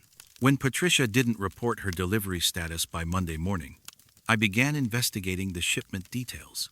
The pickup company, Mile High Electronics, had an address that led to a vacant office building in downtown Denver. The delivery company, Black Hills Distribution, supposedly operated from an address that Google Maps showed as an empty field 12 miles from Devil's Tower. I called the contact numbers listed on both companies' shipping documents. Mile High Electronics connected to a number that had been disconnected for 6 months. Black Hills Distribution rang continuously without going to voicemail, as if the call were being routed to equipment that existed but was never answered. The more I investigated, the more disturbed I became. Both companies had legitimate-looking business licenses, tax identification numbers, and shipping account histories in our database. But when I contacted the state licensing bureaus, neither company appeared in their records.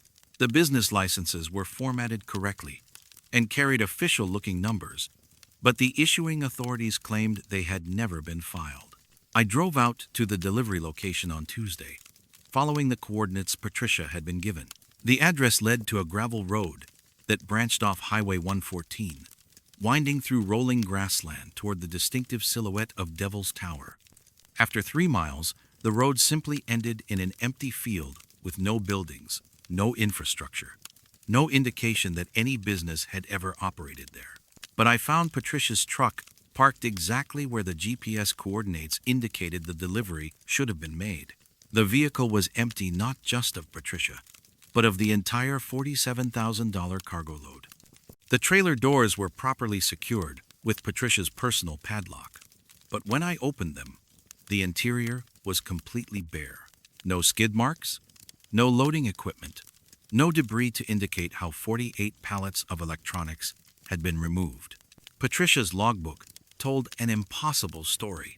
Her entries for the delivery day were written in her normal, neat handwriting, but they described events that couldn't have occurred. Arrived at Black Hills Distribution at 14:30 hours. One entry read, "Customer facility appears to be a temporary setup in an open field. Unusual construction, but loading dock is functional." The next entry, written an hour later, described the unloading process. Customers are very particular about cargo handling. No mechanical equipment allowed. Everything moved by hand. Crew of 12 workers, all very quiet, very efficient. Something odd about their appearance, but can't put my finger on what exactly. Her final entry was the most disturbing. Delivery completed at 17:45 hours. Received payment in cash as requested, old coins. Very heavy. Customer supervisor thanked me for the delivery, but said something strange. "We hope you enjoyed working with people like us." When I asked what he meant, he said, "I would understand when I got home." The coins turned to dust when I put them in my pocket. I searched the area around Patricia's truck methodically. The ground was soft prairie soil that should have shown tire tracks from the customer's vehicles, footprints from the loading crew Patricia had described, and equipment marks from moving 48 pallets of heavy electronics. But the field showed no signs of recent activity, except for Patricia's truck tracks and a few scattered impressions that might have been footprints, except they were too shallow, as if made by people who weighed almost nothing. I found Patricia's CB radio still powered on, tuned to channel 19. When I keyed the microphone, trying to reach other drivers who might have seen her during the delivery, I heard something that made my hands shake. Patricia's voice came through the static, faint but unmistakable. "This is Patty Wynn, westbound on 114, making delivery to Black Hills Distribution. If anyone's listening, the customers here are different. Be careful if you get offered work from these people." I responded immediately. "Patricia, this is Vincent Blackwood from Dispatch. What is your current status?" Static filled the channel for nearly a minute. Then Patricia's voice returned, clearer now. "Vincent, I thought you might come looking for me. I'm still at the delivery site, but something's wrong. The customers paid me, but the money disappeared. And Vincent, I don't think they were entirely human." "Patricia, where are you exactly? I'm at the coordinates you were given, but I only see your empty truck." "I can see my truck too," she said, her voice growing distant. "But I'm not in it anymore. I'm with the customers, Vincent. They said they needed someone to help them understand how deliveries work in our world. They're very interested in the process, in how we transport things from one place to another." I looked around the empty field frantically. There was no one there. No Patricia, no customers, no buildings. But her voice continued through the CB radio. "They don't understand why we need physical trucks and roads to move cargo. They showed me how they transport things, Vincent. It's beautiful, but it's not meant for people like us. I think I'm going to stay here and help them learn our ways." "Patricia, you need to come back to your truck. This isn't real." "It's more real than anything I've ever experienced," she replied. "These customers have been trying to understand our world for a very long time. They've been placing orders, arranging deliveries, learning how commerce works. But they need someone who understands both sides of the transaction to help them." The radio went silent after that. I waited in the field until sunset, monitoring all CB channels, but heard nothing more from Patricia Nguyen. Her truck remained empty, locked and abandoned in a field where no business had ever operated. When I returned to the office, I found that the shipping records for Patricia's final delivery had changed. The customer companies no longer appeared in our database, as if they had never existed. The shipping manifest showed the cargo as delivered successfully, but provided no details about the recipient or final destination. I submitted a missing person report to the Wyoming State Police, but the investigation concluded that Patricia had abandoned her truck and disappeared voluntarily, possibly involved in cargo theft. The electronics shipment was written off as a total loss, though no insurance claim could be processed because the supposed customer companies couldn't be verified. But sometimes, late at night when I'm reviewing freight manifests, I encounter new shipping requests from companies that don't seem quite real. Businesses with addresses that lead to empty fields, contact numbers that ring without being answered, and customer requirements that don't make logical sense. I've started declining these shipments, but they keep appearing in our system, always offering premium rates for deliveries to remote locations. I wonder if Patricia is still out there, helping these impossible customers understand how our world works, facilitating transactions between dimensions that were never meant to intersect. And sometimes I fear that other drivers are accepting these phantom deliveries, making their final runs to customers who exist in the spaces between what is real and what commerce has taught us is possible.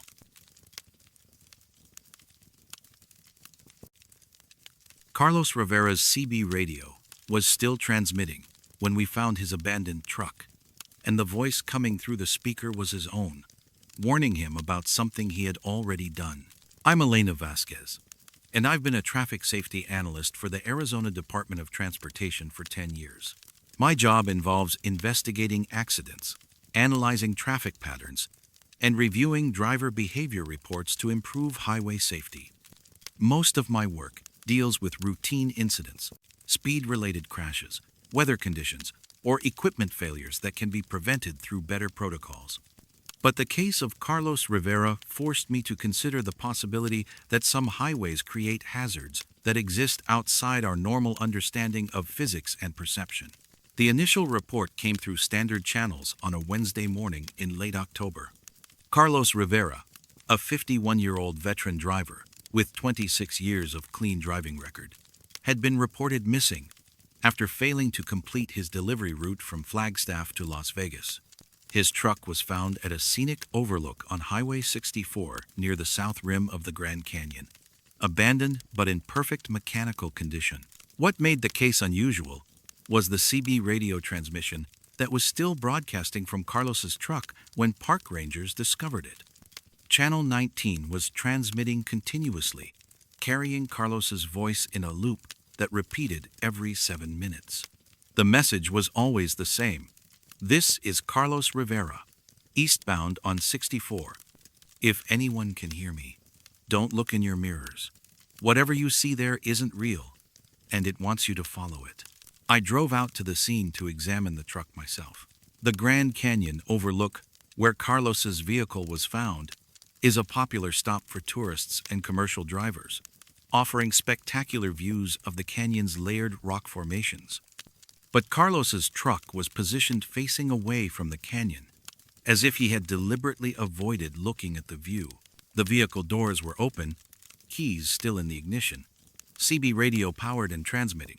Carlos's logbook ended mid-sentence. Something's wrong with the mirrors today. Keep seeing another truck that looks exactly like mine. Driver that looks exactly like pen. The pen had been dropped mid-word, ink still wet, when the rangers found it. I began analyzing Carlos's route data and communications records. His CB transmissions from the day he disappeared told a disturbing story of escalating confusion and fear. The earliest recorded message, timestamped at 10:15 a.m., was routine. This is Carlos Rivera, westbound on 64. Beautiful morning for driving. But by noon, his transmissions had taken on a different tone. This is Carlos Rivera, westbound on 64. Anybody else seeing unusual traffic today? There's a truck that looks exactly like mine, keeps passing me going the other direction.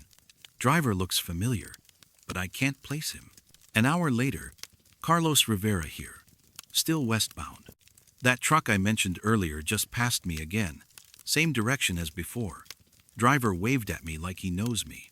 Strange thing is, from a distance, he looks exactly like me.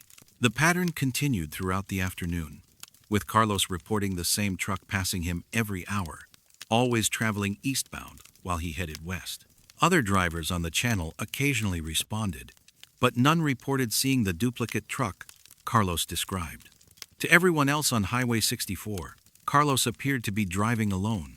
The final series of transmissions, recorded between 4 and 5 p.m., showed Carlos's growing agitation. This is Carlos Rivera, and something is very wrong here. The other truck just passed me for the 6th time today. I got a good look at the driver this time, and it's definitely me. Same face, same clothes, even the same scar on my forehead from that accident in 2012. But there's something wrong with his eyes. I cross-referenced these transmissions with traffic camera data from along Highway 64. The cameras clearly showed Carlos's truck traveling westbound at the times he reported, but there was no evidence of any eastbound truck matching his description. According to the visual record, Carlos was reporting encounters with a vehicle that didn't exist, but the audio recordings told a different story. Enhancement of Carlos's CB transmissions revealed background sounds that supported his descriptions. The distinctive air brake hiss of a passing truck, the Doppler effect of an approaching and receding diesel engine, even the brief horn honk that Carlos said his duplicate used as a greeting each time they passed. The psychological profile of Carlos Rivera showed no history of mental illness, substance abuse, or any condition that might cause hallucinations. His driving record was exemplary, his medical certifications current. By all accounts, he was a stable, reliable professional who had never reported anything unusual during his 26 years on the road.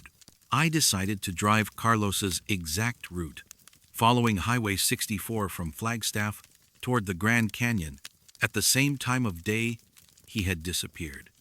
I wanted to understand what environmental factors might have contributed to his experiences, sun angle, terrain features, or atmospheric conditions that could create optical illusions resembling approaching vehicles. The drive began normally, with light traffic and clear visibility across the high desert landscape.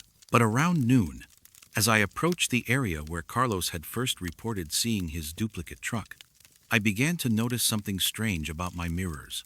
The rearview mirror showed normal traffic behind me. A few cars, one other truck, nothing unusual.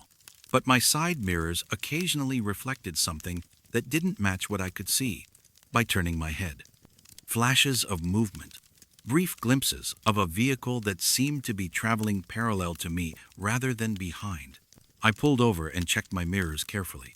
They appeared clean and properly adjusted, showing accurate reflections of the landscape around my vehicle. But as I continued driving, the discrepancies became more pronounced. My left side mirror began showing images of Highway 64, as it appeared to be running eastbound, with traffic moving in the opposite direction from what I was actually seeing. Around 2 p.m., I saw Carlos Rivera's truck for the first time. It appeared in my rearview mirror, approaching rapidly from behind. The vehicle was identical to the abandoned truck I had examined at the overlook. Same make, model, color, even the same company logos. As it drew closer, I could see the driver clearly enough to confirm it was Carlos Rivera, looking exactly as he appeared in his company ID photo. But Carlos Rivera had been missing for 5 days. I tried to radio him on Channel 19. Carlos Rivera, this is Elena Vasquez with Arizona DOT. Please respond. The Carlos in my mirror didn't appear to hear the transmission. He passed my vehicle traveling eastbound the wrong direction for the highway I was actually driving on. As he passed, he waved and smiled, the same friendly gesture he had described in his final CB transmissions. I immediately checked my direct vision by looking over my shoulder. The eastbound lane of Highway 64 was empty, except for a single car about a mile ahead. There was no truck, no Carlos Rivera, no vehicle that matched what my mirrors had shown me. But when I looked back at my rearview mirror, I could see Carlos's truck receding into the distance, heading east on what appeared to be a version of Highway 64 that existed only in reflection. Over the next 3 hours, Carlos's truck passed me 5 more times, always appearing in my mirrors but never visible through direct observation. Each time, he waved with increasing urgency, and in the final encounter, he was gesturing frantically toward something outside his truck, pointing toward what I realized was the Grand Canyon, visible in the reflection but not in my actual field of view. I reached the scenic overlook where Carlos's truck had been found just before sunset. As I parked, I heard his voice coming through my CB radio. "This is Carlos Rivera, eastbound on 64. If anyone can hear me, don't look in your mirrors. Whatever you see there isn't real, and it wants you to follow it." I looked in my rearview mirror and saw Carlos Rivera climbing out of his truck, which was parked exactly where I was sitting. He walked toward the canyon edge, following the same path I had just taken. But when I looked directly at the overlook, I saw only my own vehicle and the empty parking area. In the mirror, Carlos stood at the canyon rim, looking back at his truck with an expression of terrible understanding. He raised his hand in what might have been a final wave, then stepped forward into empty air. In the reflection, he fell into a version of the Grand Canyon that seemed deeper and more shadowed than the real formation I could see with direct vision. I've submitted a report concluding that Carlos Rivera experienced a series of optical illusions caused by atmospheric conditions and mirror reflections unique to the Grand Canyon area. The official investigation remains open, but no trace of Carlos has been found, despite extensive searches of the canyon and surrounding desert. But sometimes, when I drive Highway 64 for follow-up inspections, I see Carlos Rivera in my mirrors, still traveling eastbound on a version of the road that exists only in reflection. He always waves when he passes, and sometimes I think I can see other drivers with him, people who may have followed their mirror selves off roads that lead to places our maps were never meant to chart.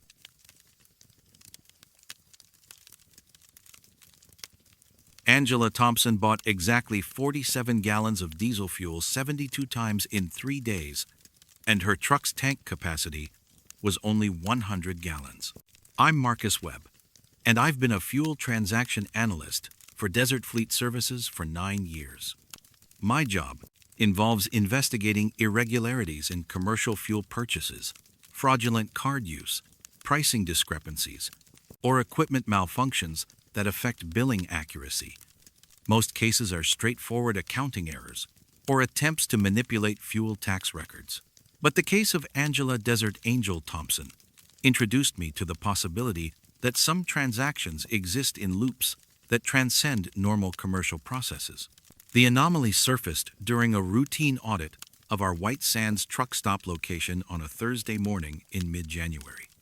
Our automated fraud detection system had flagged a series of transactions from Angela Thompson's fleet fuel card that showed an impossible pattern of purchases.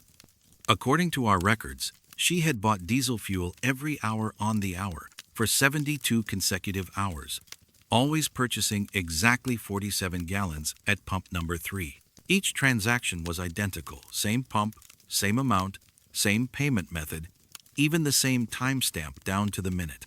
The purchases began at 10 a.m. on Monday and continued without interruption until 10 a.m. on Thursday, when Angela's truck was found abandoned at the fuel island with its tanks overflowing. I pulled up Angela's transaction history to understand her normal fueling patterns.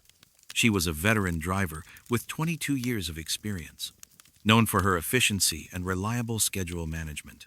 Her fuel purchases typically followed logical patterns, filling up every 400 to 600 miles, varying amounts based on remaining tank capacity, different stations along her regular routes. But these White Sands transactions made no sense logistically. Angela's intended route from Phoenix to Albuquerque ran along Interstate 40, which would take her nowhere near White Sands National Park. The truck stop where she allegedly made these purchases was more than 200 miles off her planned route, in a remote area that served mainly tourists and local traffic. I called the White Sands truck stop to verify the transactions with the manager, Pete Rodriguez. He confirmed that Angela's truck had been at his facility for the past 3 days, but something in his voice suggested he was troubled by more than just the billing irregularities. She kept doing the same thing over and over, Pete explained. Pulled up to pump 3, got out, started fueling, went inside to pay, came back out, got in her truck, then drove around the building and pulled up to the exact same pump again. I thought maybe she was having some kind of medical episode, but she seemed alert and responsive every time I talked to her. I drove out to White Sands to examine the scene myself. The truck stop sat alone in the high desert, surrounded by white gypsum dunes that stretched toward the distant mountains. It was the kind of isolated facility that served as a crucial lifeline for travelers crossing the vast emptiness of southern New Mexico. Angela's truck was still parked at pump number 3, exactly as Pete had described.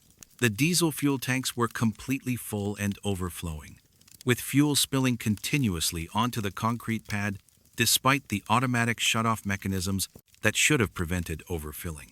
The spilled diesel had formed a perfect circle around the truck, about 15 feet in diameter, with edges so precise they looked deliberately drawn. What disturbed me most was that the spilled fuel wasn't evaporating, despite the intense desert sun and dry air.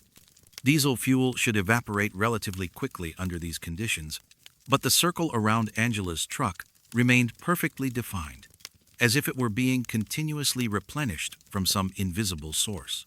I reviewed the security camera footage from the truck stop, expecting to see evidence of Angela's repetitive behavior. What I found was far more unsettling than Pete's description had prepared me for. The cameras showed Angela performing exactly the same sequence of actions every hour for 3 days, pulling up to pump 3, positioning her truck in precisely the same location, walking to the fuel island with identical movements, even handling the pump nozzle with the same gestures. But the footage wasn't showing normal repetitive behavior. Angela moved with mechanical precision, like a figure in a music box, performing the same routine endlessly. Her facial expressions never changed, her walking pace remained constant, and she interacted with Pete Rodriguez using exactly the same words and gestures in every encounter. Most disturbing was watching the fuel gauge readings on the security monitors.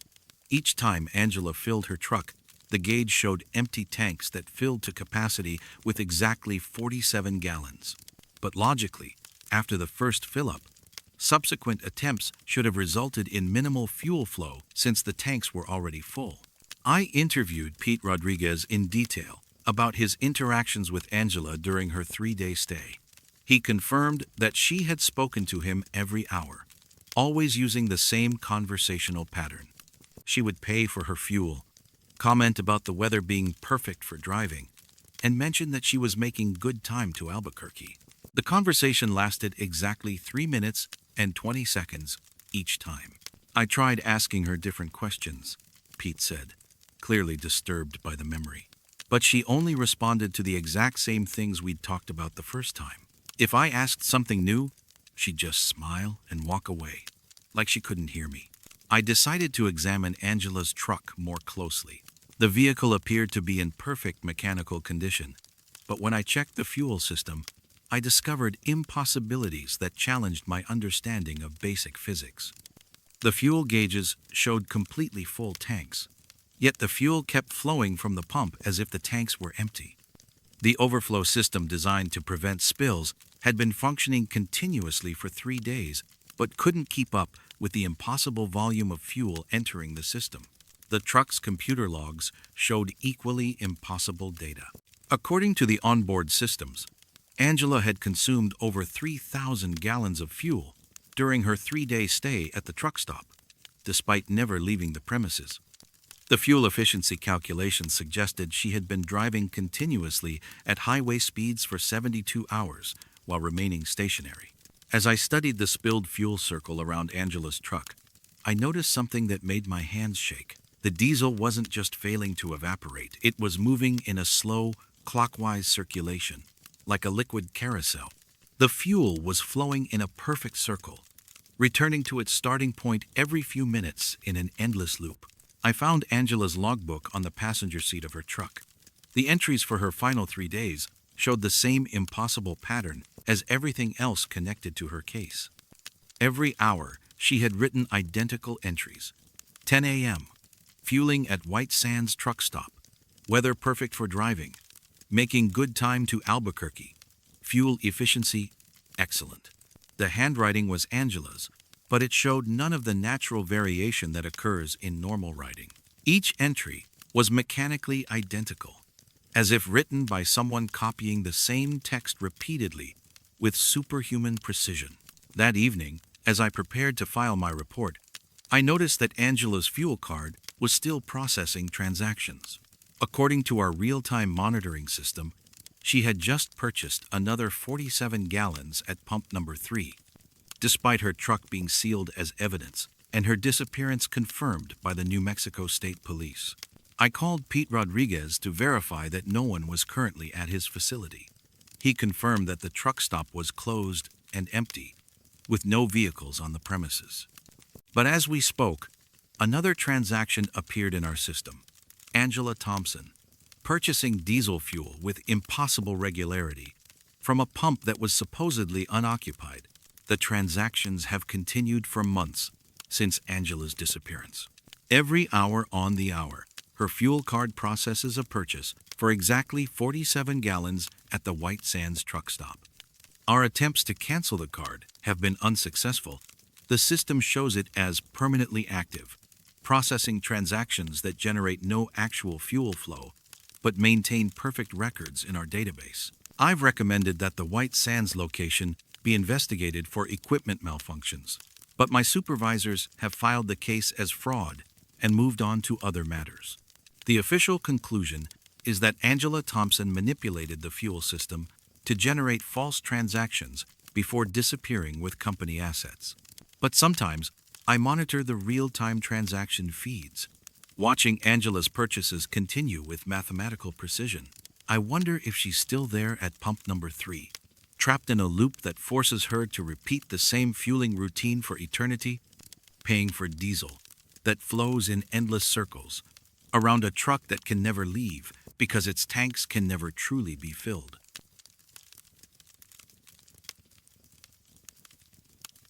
Frank Kowalczyk heard his own funeral arrangements being planned 3 days before his family knew he was dead, and the radio frequency that carried those voices doesn't appear on any spectrum we can monitor. I'm Dr. Rachel Stone, and I've been a communications research specialist for the National Institute of Standards and Technology for 12 years. My work involves investigating electromagnetic anomalies that affect radio communications, atmospheric interference, equipment malfunctions, or signal propagation irregularities that disrupt normal broadcast patterns. Most cases involve solar activity or equipment failures that can be explained through established physics principles. But the case of Frank Kowalczyk forced me to consider the possibility that some radio signals originate from temporal locations our instruments weren't designed to detect. The initial report came through unusual channels, a missing person case forwarded by the Wyoming State Police because of temporal inconsistencies in the victim's final communications. Frank Kowalczyk, a 58-year-old veteran driver with 31 years of experience, had disappeared near Yellowstone National Park after reporting CB radio transmissions that accurately predicted future news events. Frank's dispatcher had recorded several of his transmissions from the day before his disappearance. The recordings showed him describing news broadcasts he claimed to be hearing on Channel 19 traffic reports, weather forecasts, and local news updates that wouldn't occur until the following day. When those events actually happened, they matched Frank's descriptions with impossible accuracy. I drove to Wyoming to examine Frank's final transmission logs and interview witnesses who had heard his CB communications. Frank's trucking company provided me with recordings of his radio traffic from his last 3 days on the road. The early transmissions were routine check-ins with dispatch, conversations with other drivers, standard highway communications. But on his final day, Frank's transmissions took on an increasingly disturbed tone. "This is Frank Kowalczyk, eastbound on Route 28. One recording began. I'm picking up some strange chatter on Channel 19. Sounds like tomorrow's news broadcasts. They're talking about a pileup on Interstate 80 that hasn't happened yet. Weather warnings for storms that aren't forecasted until tomorrow." I cross-referenced Frank's descriptions with actual news reports from the following day. The traffic accident he described occurred exactly as he had reported, at the precise time and location he specified. The weather warnings matched official National Weather Service alerts issued 24 hours after Frank's transmission. Frank's dispatcher, Helen Morrison, had been monitoring his communications and growing increasingly concerned. Frank was a steady, reliable driver, she told me. Never reported anything unusual in 31 years. But that last day, he kept describing radio chatter that sounded like it was coming from the future.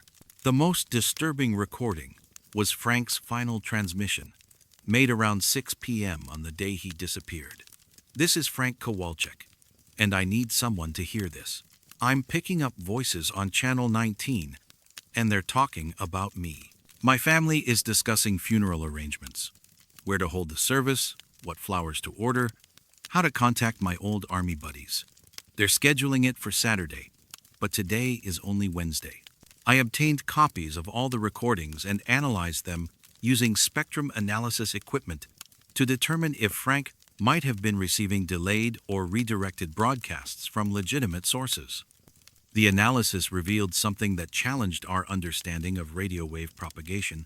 The signals Frank described were broadcasting on frequencies that showed no electromagnetic activity when measured by our instruments. Frank's CB radio, recovered from his abandoned truck, appeared to be functioning normally, but when I connected it to our monitoring equipment and tuned to Channel 19, the radio received transmissions that didn't register on our spectrum analyzers. I could hear the voices Frank had described, but our instruments showed the frequency as completely silent. The voices were discussing events that hadn't occurred yet, with matter-of-fact casualness. I heard weather reports for conditions 3 days in the future, traffic updates for accidents that wouldn't happen for a week, and news broadcasts describing political developments that were still being debated in Congress. Most disturbing were the personal conversations Frank had mentioned in his final transmission. I could hear his wife, Martha, discussing funeral arrangements with their adult children, planning services for a date that was still 4 days away. The conversations were detailed and specific. Which funeral home to use, what hymns Frank would have wanted, how to handle his truck and equipment. I tried to contact Martha Kowalczyk to verify whether these conversations had actually taken place. She confirmed that the family had discussed Frank's preferences for his eventual funeral years earlier, but insisted they hadn't made any recent plans or even considered the possibility that Frank might die. Yet the radio transmissions described conversations that included details only Martha and her children would know. As I continued monitoring the anomalous frequency, I began to hear my own voice mixed in with the future transmissions. I heard myself filing reports about Frank's case, describing conclusions I hadn't yet reached, and discussing evidence I hadn't yet discovered. The temporal displacement was so subtle that I might have missed it if I hadn't been listening for exactly this kind of anomaly. The radio was broadcasting conversations that were scheduled to happen, allowing Frank to hear his own future unfolding in real time. But the act of hearing these future events seemed to be influencing the present in ways that made them inevitable. Frank's growing distress over the funeral arrangements he was hearing may have contributed to the circumstances that led to his disappearance. I located Frank's truck at a remote pullout near the Grand Loop Road in Yellowstone, positioned as if he had stopped to investigate something in the forest. The CB radio was still tuned to Channel 19, still receiving transmissions from times that hadn't occurred yet. When I keyed the microphone, I heard my own voice, responding from 3 hours in the future, describing the scene I was currently investigating. Frank's logbook ended with increasingly frantic entries about the temporal transmissions. His final entry read, "The radio won't stop showing me what's going to happen. I can hear my own funeral, see my family crying, listen to the pastor giving my eulogy. They're planning it for Saturday, and I know now that I won't be there to object to their choice of flowers." That Saturday, exactly as the radio transmissions had predicted, Martha Kowalczyk received the call informing her that Frank's body had been found in a ravine near his abandoned truck. The discovery occurred at the precise time the future radio broadcasts had indicated, and the circumstances matched every detail Frank had overheard during his final day. I submitted a classified report documenting the temporal communication anomalies, but the official investigation concluded that Frank had experienced a psychological breakdown involving auditory hallucinations. The radio equipment was returned to his family after being classified as non-functional, but I've continued monitoring that frequency using sensitive equipment, and the future transmissions persist. I hear conversations that won't occur for days or weeks, news reports about events that haven't happened, and personal discussions between people who don't yet know they'll be having those conversations. Sometimes I hear Frank's voice among the temporal broadcasts, warning other drivers about the dangers of listening too carefully to radio chatter that arrives before its time. He describes the terrible burden of knowing your own future, of hearing your death being planned while you're still alive to prevent it. I wonder if consciousness can sometimes receive signals from its own future timeline, and whether Frank Kowalczyk became permanently tuned to a frequency that broadcasts tomorrow's reality into today's uncertainty. Maybe he's still out there in the temporal loop, trying to warn people about the consequences of hearing too much of what's scheduled to happen next. Michelle Brooks's body weighed 140,000 pounds when we found it, but it looked exactly like a normal 42-year-old woman lying peacefully on an empty trailer floor. I'm Officer Janet Hayes, and I've been a commercial vehicle weight enforcement specialist for the Utah Department of Transportation for 14 years. My job involves monitoring weigh stations, investigating overweight violations, and ensuring that commercial trucks don't exceed the load limits that keep our highways safe. I've seen every kind of weight-related violation: overloaded trailers, improperly distributed cargo, drivers using false documentation to avoid penalties. But the case of Michelle Heavy Haul Brooks challenged every principle I understood about mass, weight, and the physical laws that govern how much matter can occupy a given space. The first anomaly appeared at the Tremonton Way Station on a Monday morning in late November. Michelle Brooks had passed through with what appeared to be a standard 40,000-pound load of electronics equipment, properly documented and within legal limits. But when she reached the next way station in Brigham City 40 miles later, the same load registered at 55,000 pounds, 15,000 pounds heavier than it had been an hour earlier.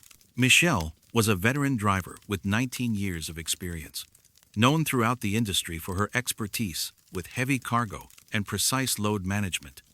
She had earned the nickname Heavy Haul for her ability to transport maximum weight loads safely and efficiently. If anyone understood weight distribution and cargo handling, it was Michelle Brooks. When I reviewed the weigh station data, I found a pattern that made no logistical sense.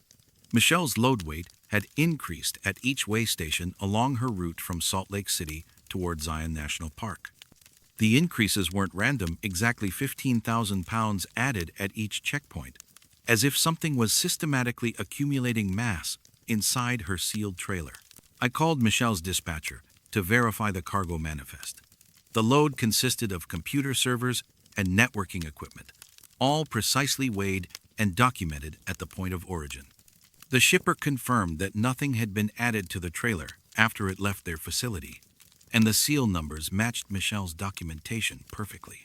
But by the time Michelle reached the Cedar City Way Station, her truck was registering 120,000 pounds, 3 times the legal limit, and far beyond what her vehicle was designed to carry.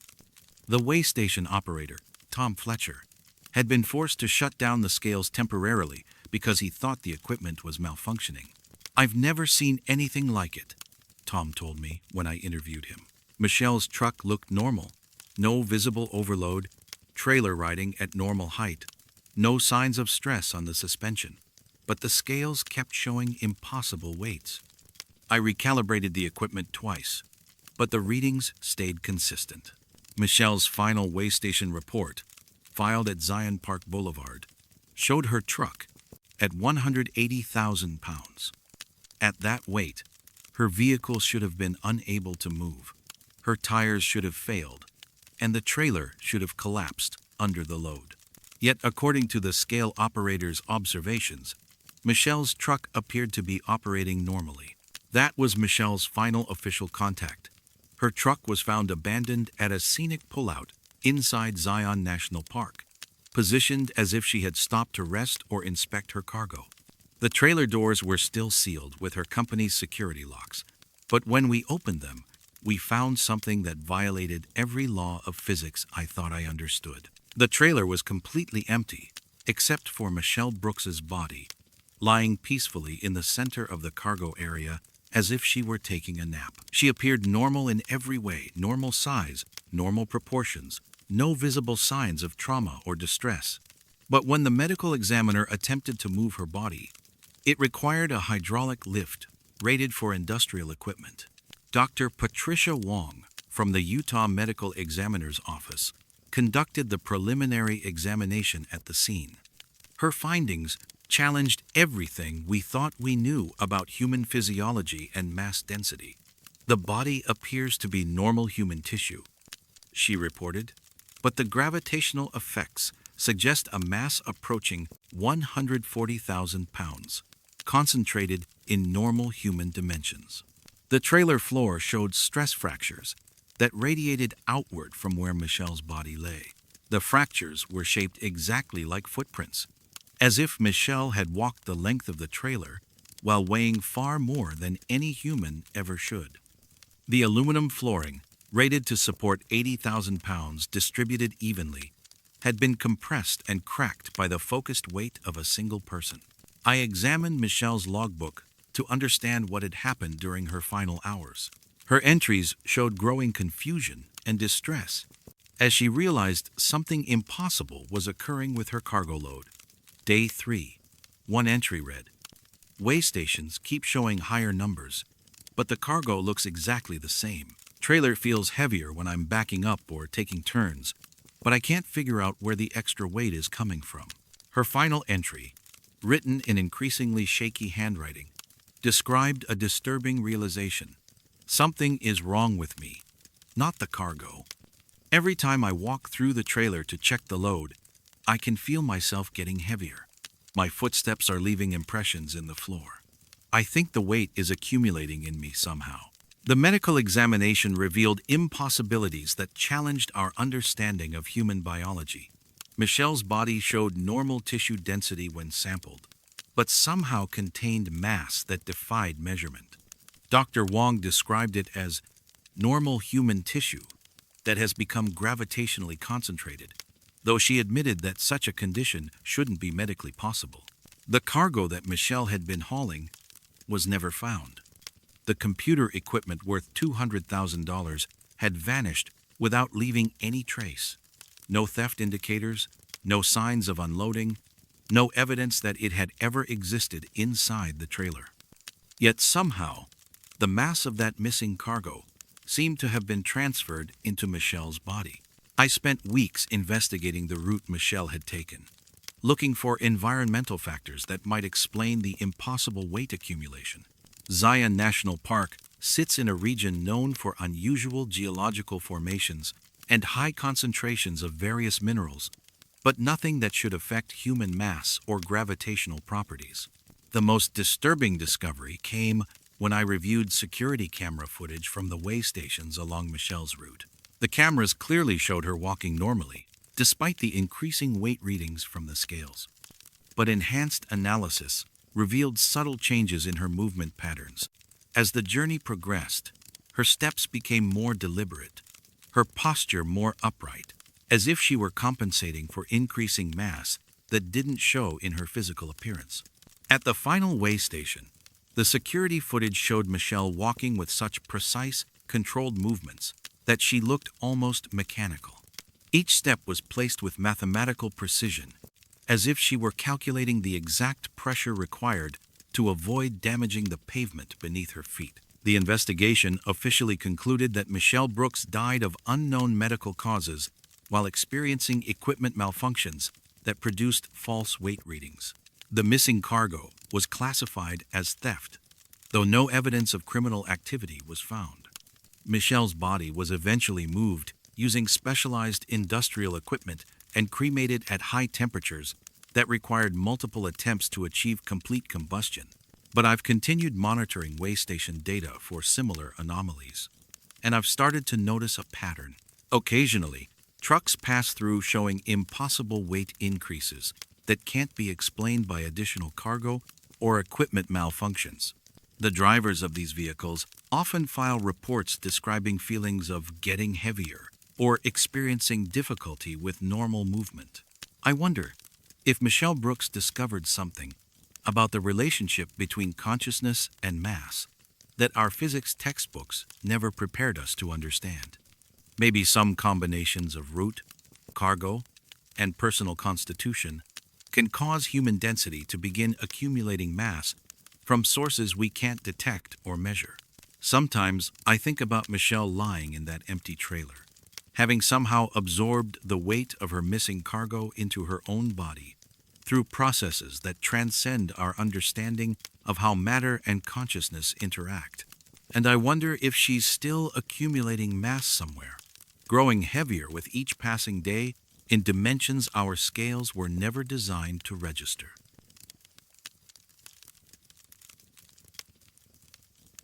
Kevin Turner's passenger seat showed clear evidence of occupancy by someone who weighed 170 pounds. But the security cameras at every truck stop along his route showed him driving alone. I'm Dr. Carmen Rodriguez, and I've been a vehicle forensics specialist for the National Transportation Safety Board for 11 years. My job involves analyzing physical evidence from commercial vehicle incidents, examining tire marks, impact patterns, and occupant traces to reconstruct what happened during accidents or mysterious disappearances. Most cases involve mechanical failures or driver error that can be explained through standard investigative techniques. But the case of Kevin Sandstone Turner forced me to consider the possibility that some evidence is left behind by passengers who exist in dimensions our forensic protocols weren't designed to detect. The initial report came from the Utah Highway Patrol after Kevin's truck was found abandoned at a scenic overlook in Arches National Park.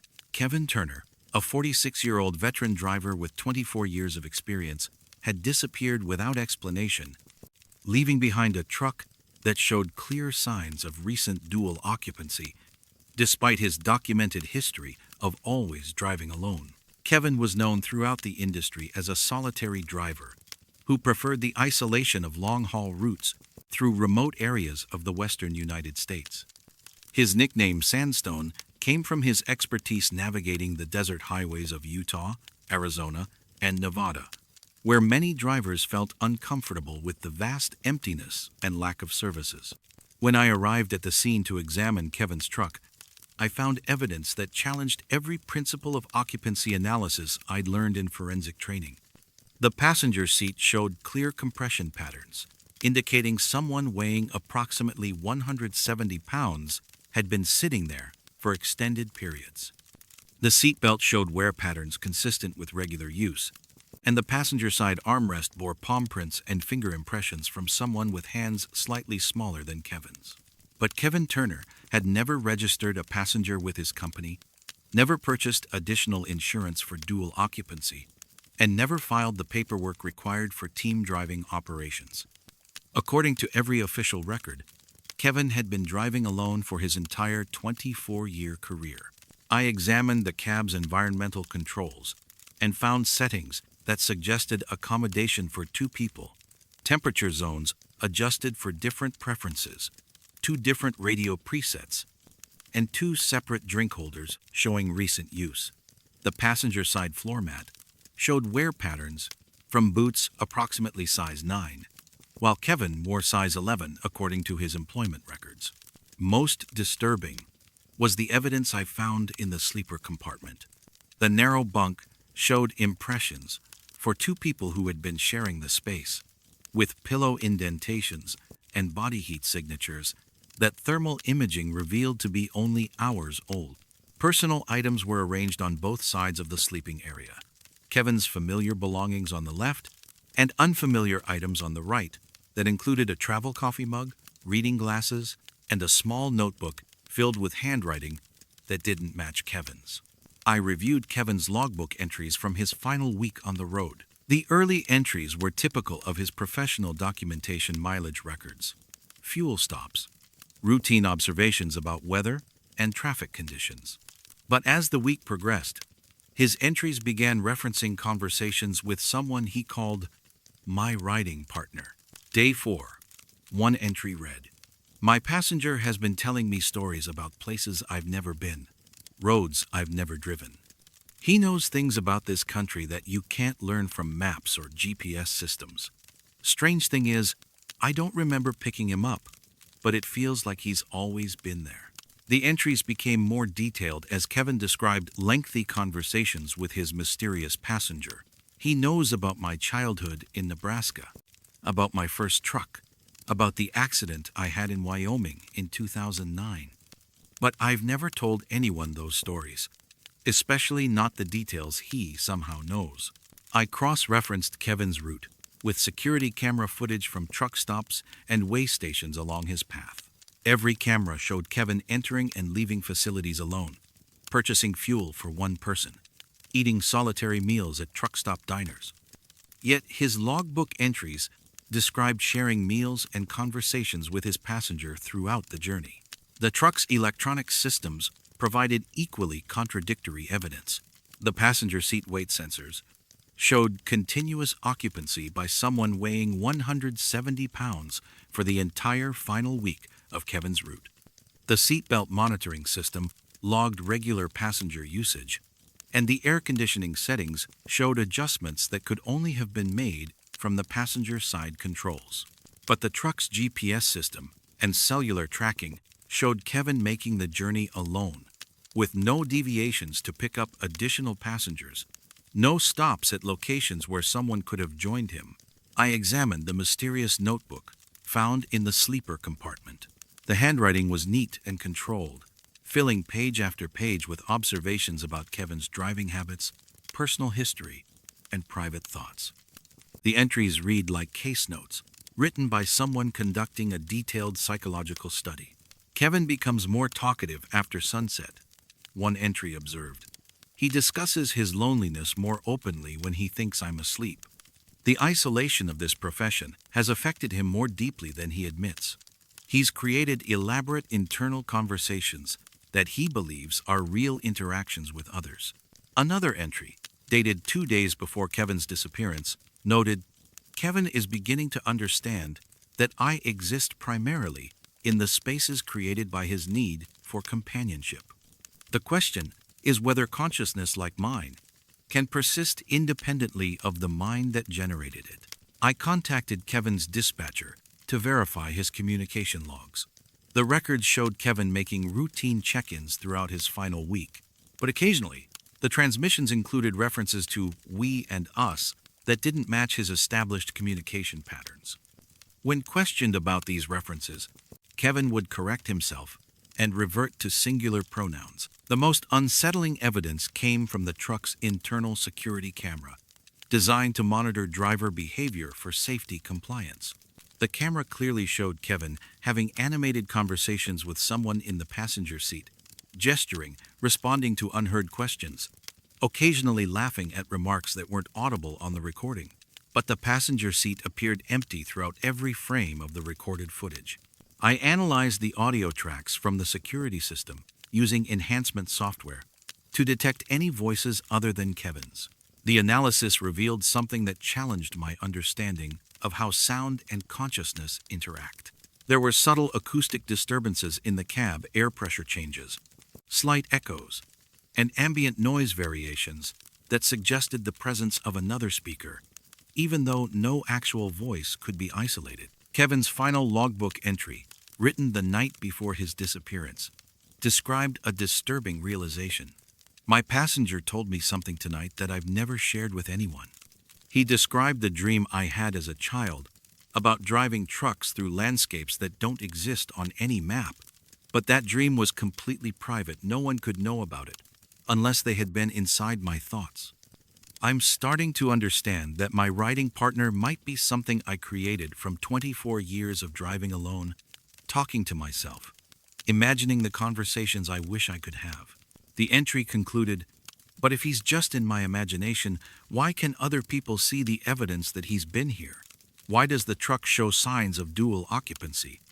Maybe loneliness can become so intense that it generates its own reality, creates companions who leave physical traces even though they don't technically exist." Kevin Turner was never found. His truck contained no clues about where he might have gone after parking at the overlook, but the passenger seat continued showing signs of recent occupancy for weeks after the vehicle was impounded, as if someone were still riding along even though the truck remained motionless in our evidence facility. I submitted a forensic report documenting the dual occupancy evidence while noting the absence of any identifiable second person. The official investigation concluded that Kevin had experienced a psychological breakdown involving elaborate delusions about an imaginary passenger, though this conclusion failed to explain the physical evidence of dual occupancy. But I've started to wonder whether extreme isolation can sometimes generate companions who exist in the boundary between imagination and reality.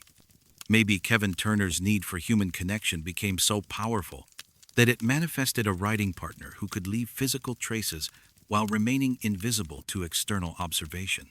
Sometimes I think about drivers who spend decades alone on remote highways, talking to themselves, creating elaborate internal conversations to combat the crushing loneliness of their profession.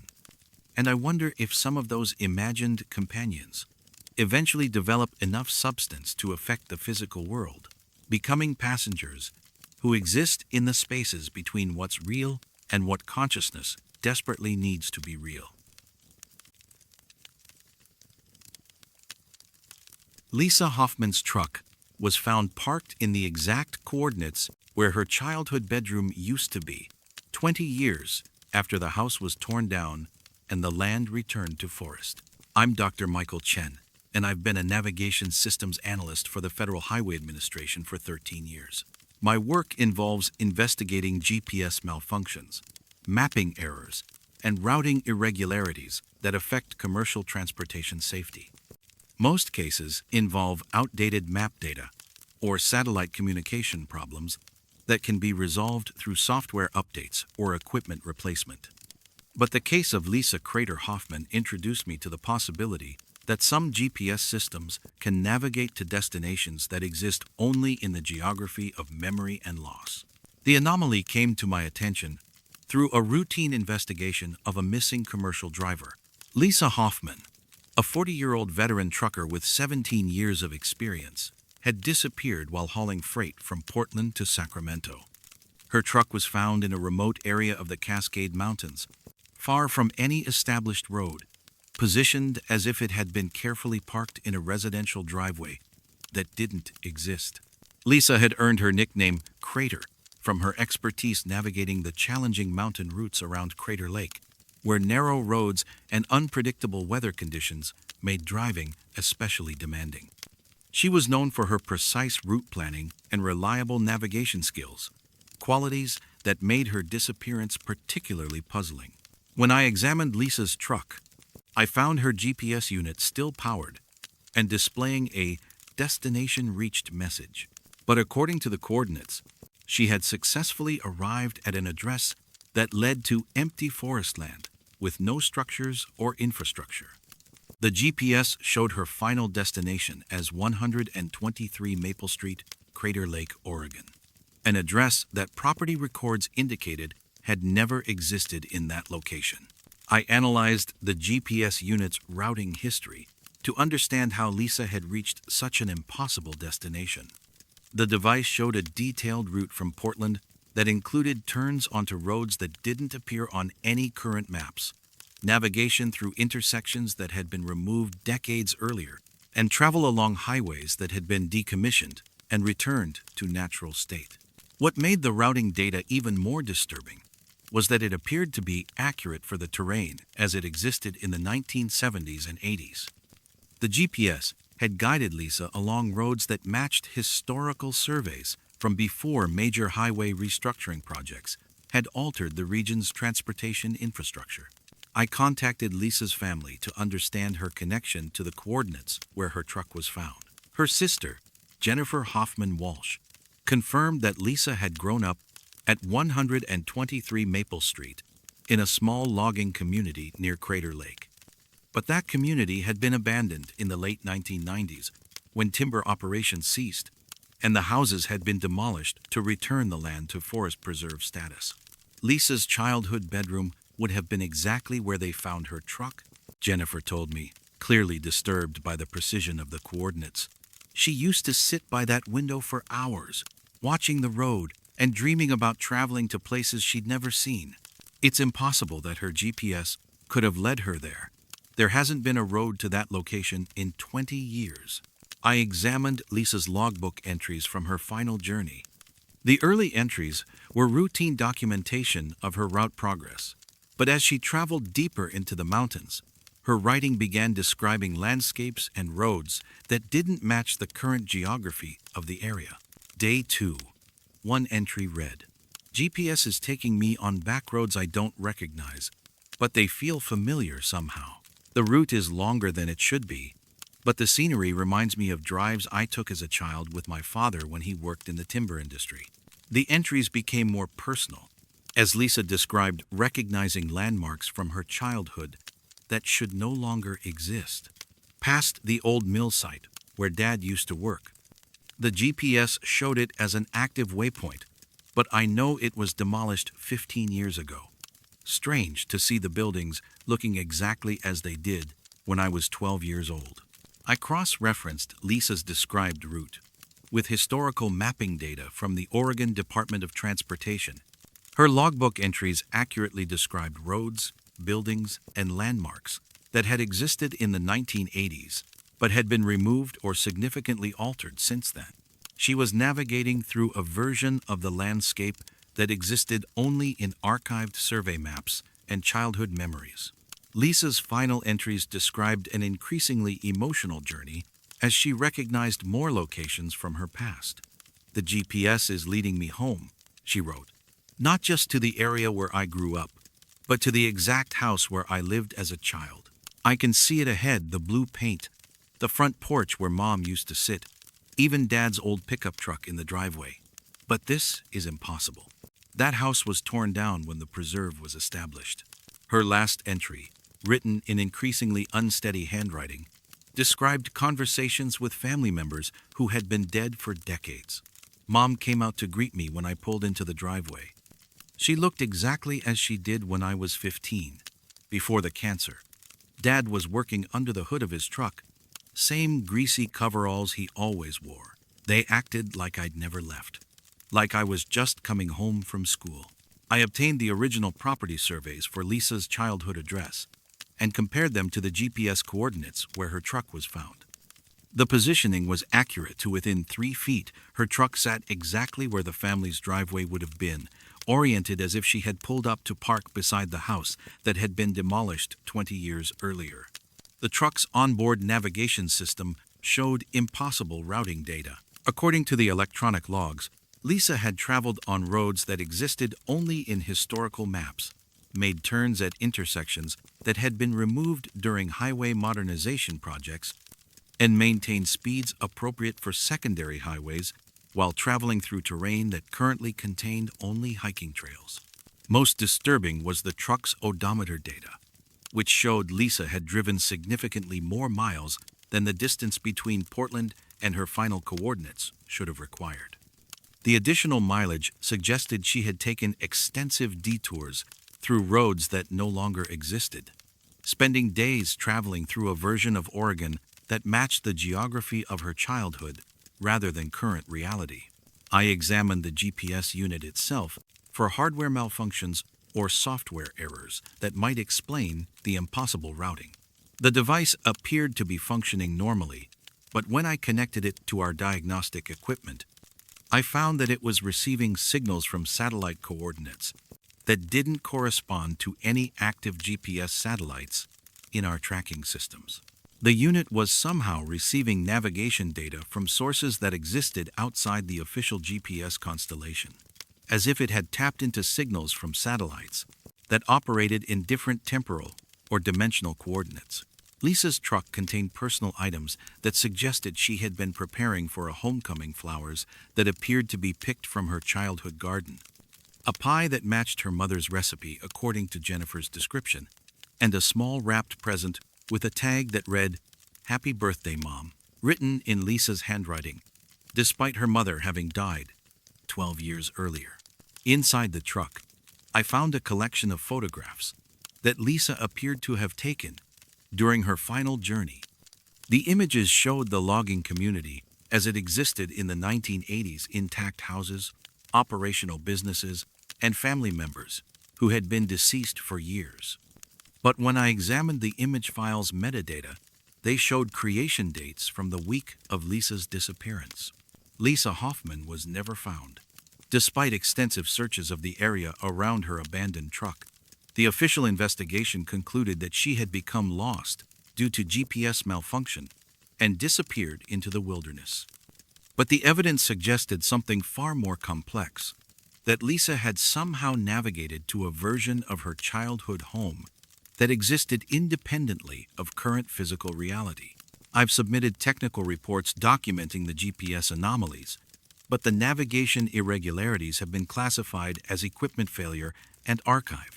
The official conclusion is that outdated map data caused Lisa to become lost in unfamiliar terrain. But I continue monitoring GPS systems for similar routing anomalies, and I've discovered a pattern of drivers being led to destinations that exist only in memory: childhood homes that were demolished, family farms that were sold and developed, places that hold emotional significance, despite no longer existing in current geography. I wonder if intense longing for home can sometimes override digital navigation systems, causing GPS units to route drivers through landscapes that exist only in the topography of loss and memory. Maybe Lisa Hoffman found her way to a version of home that persists in coordinates our satellites weren't designed to map, where family members continue waiting for homecomings that transcend the boundaries between past and present.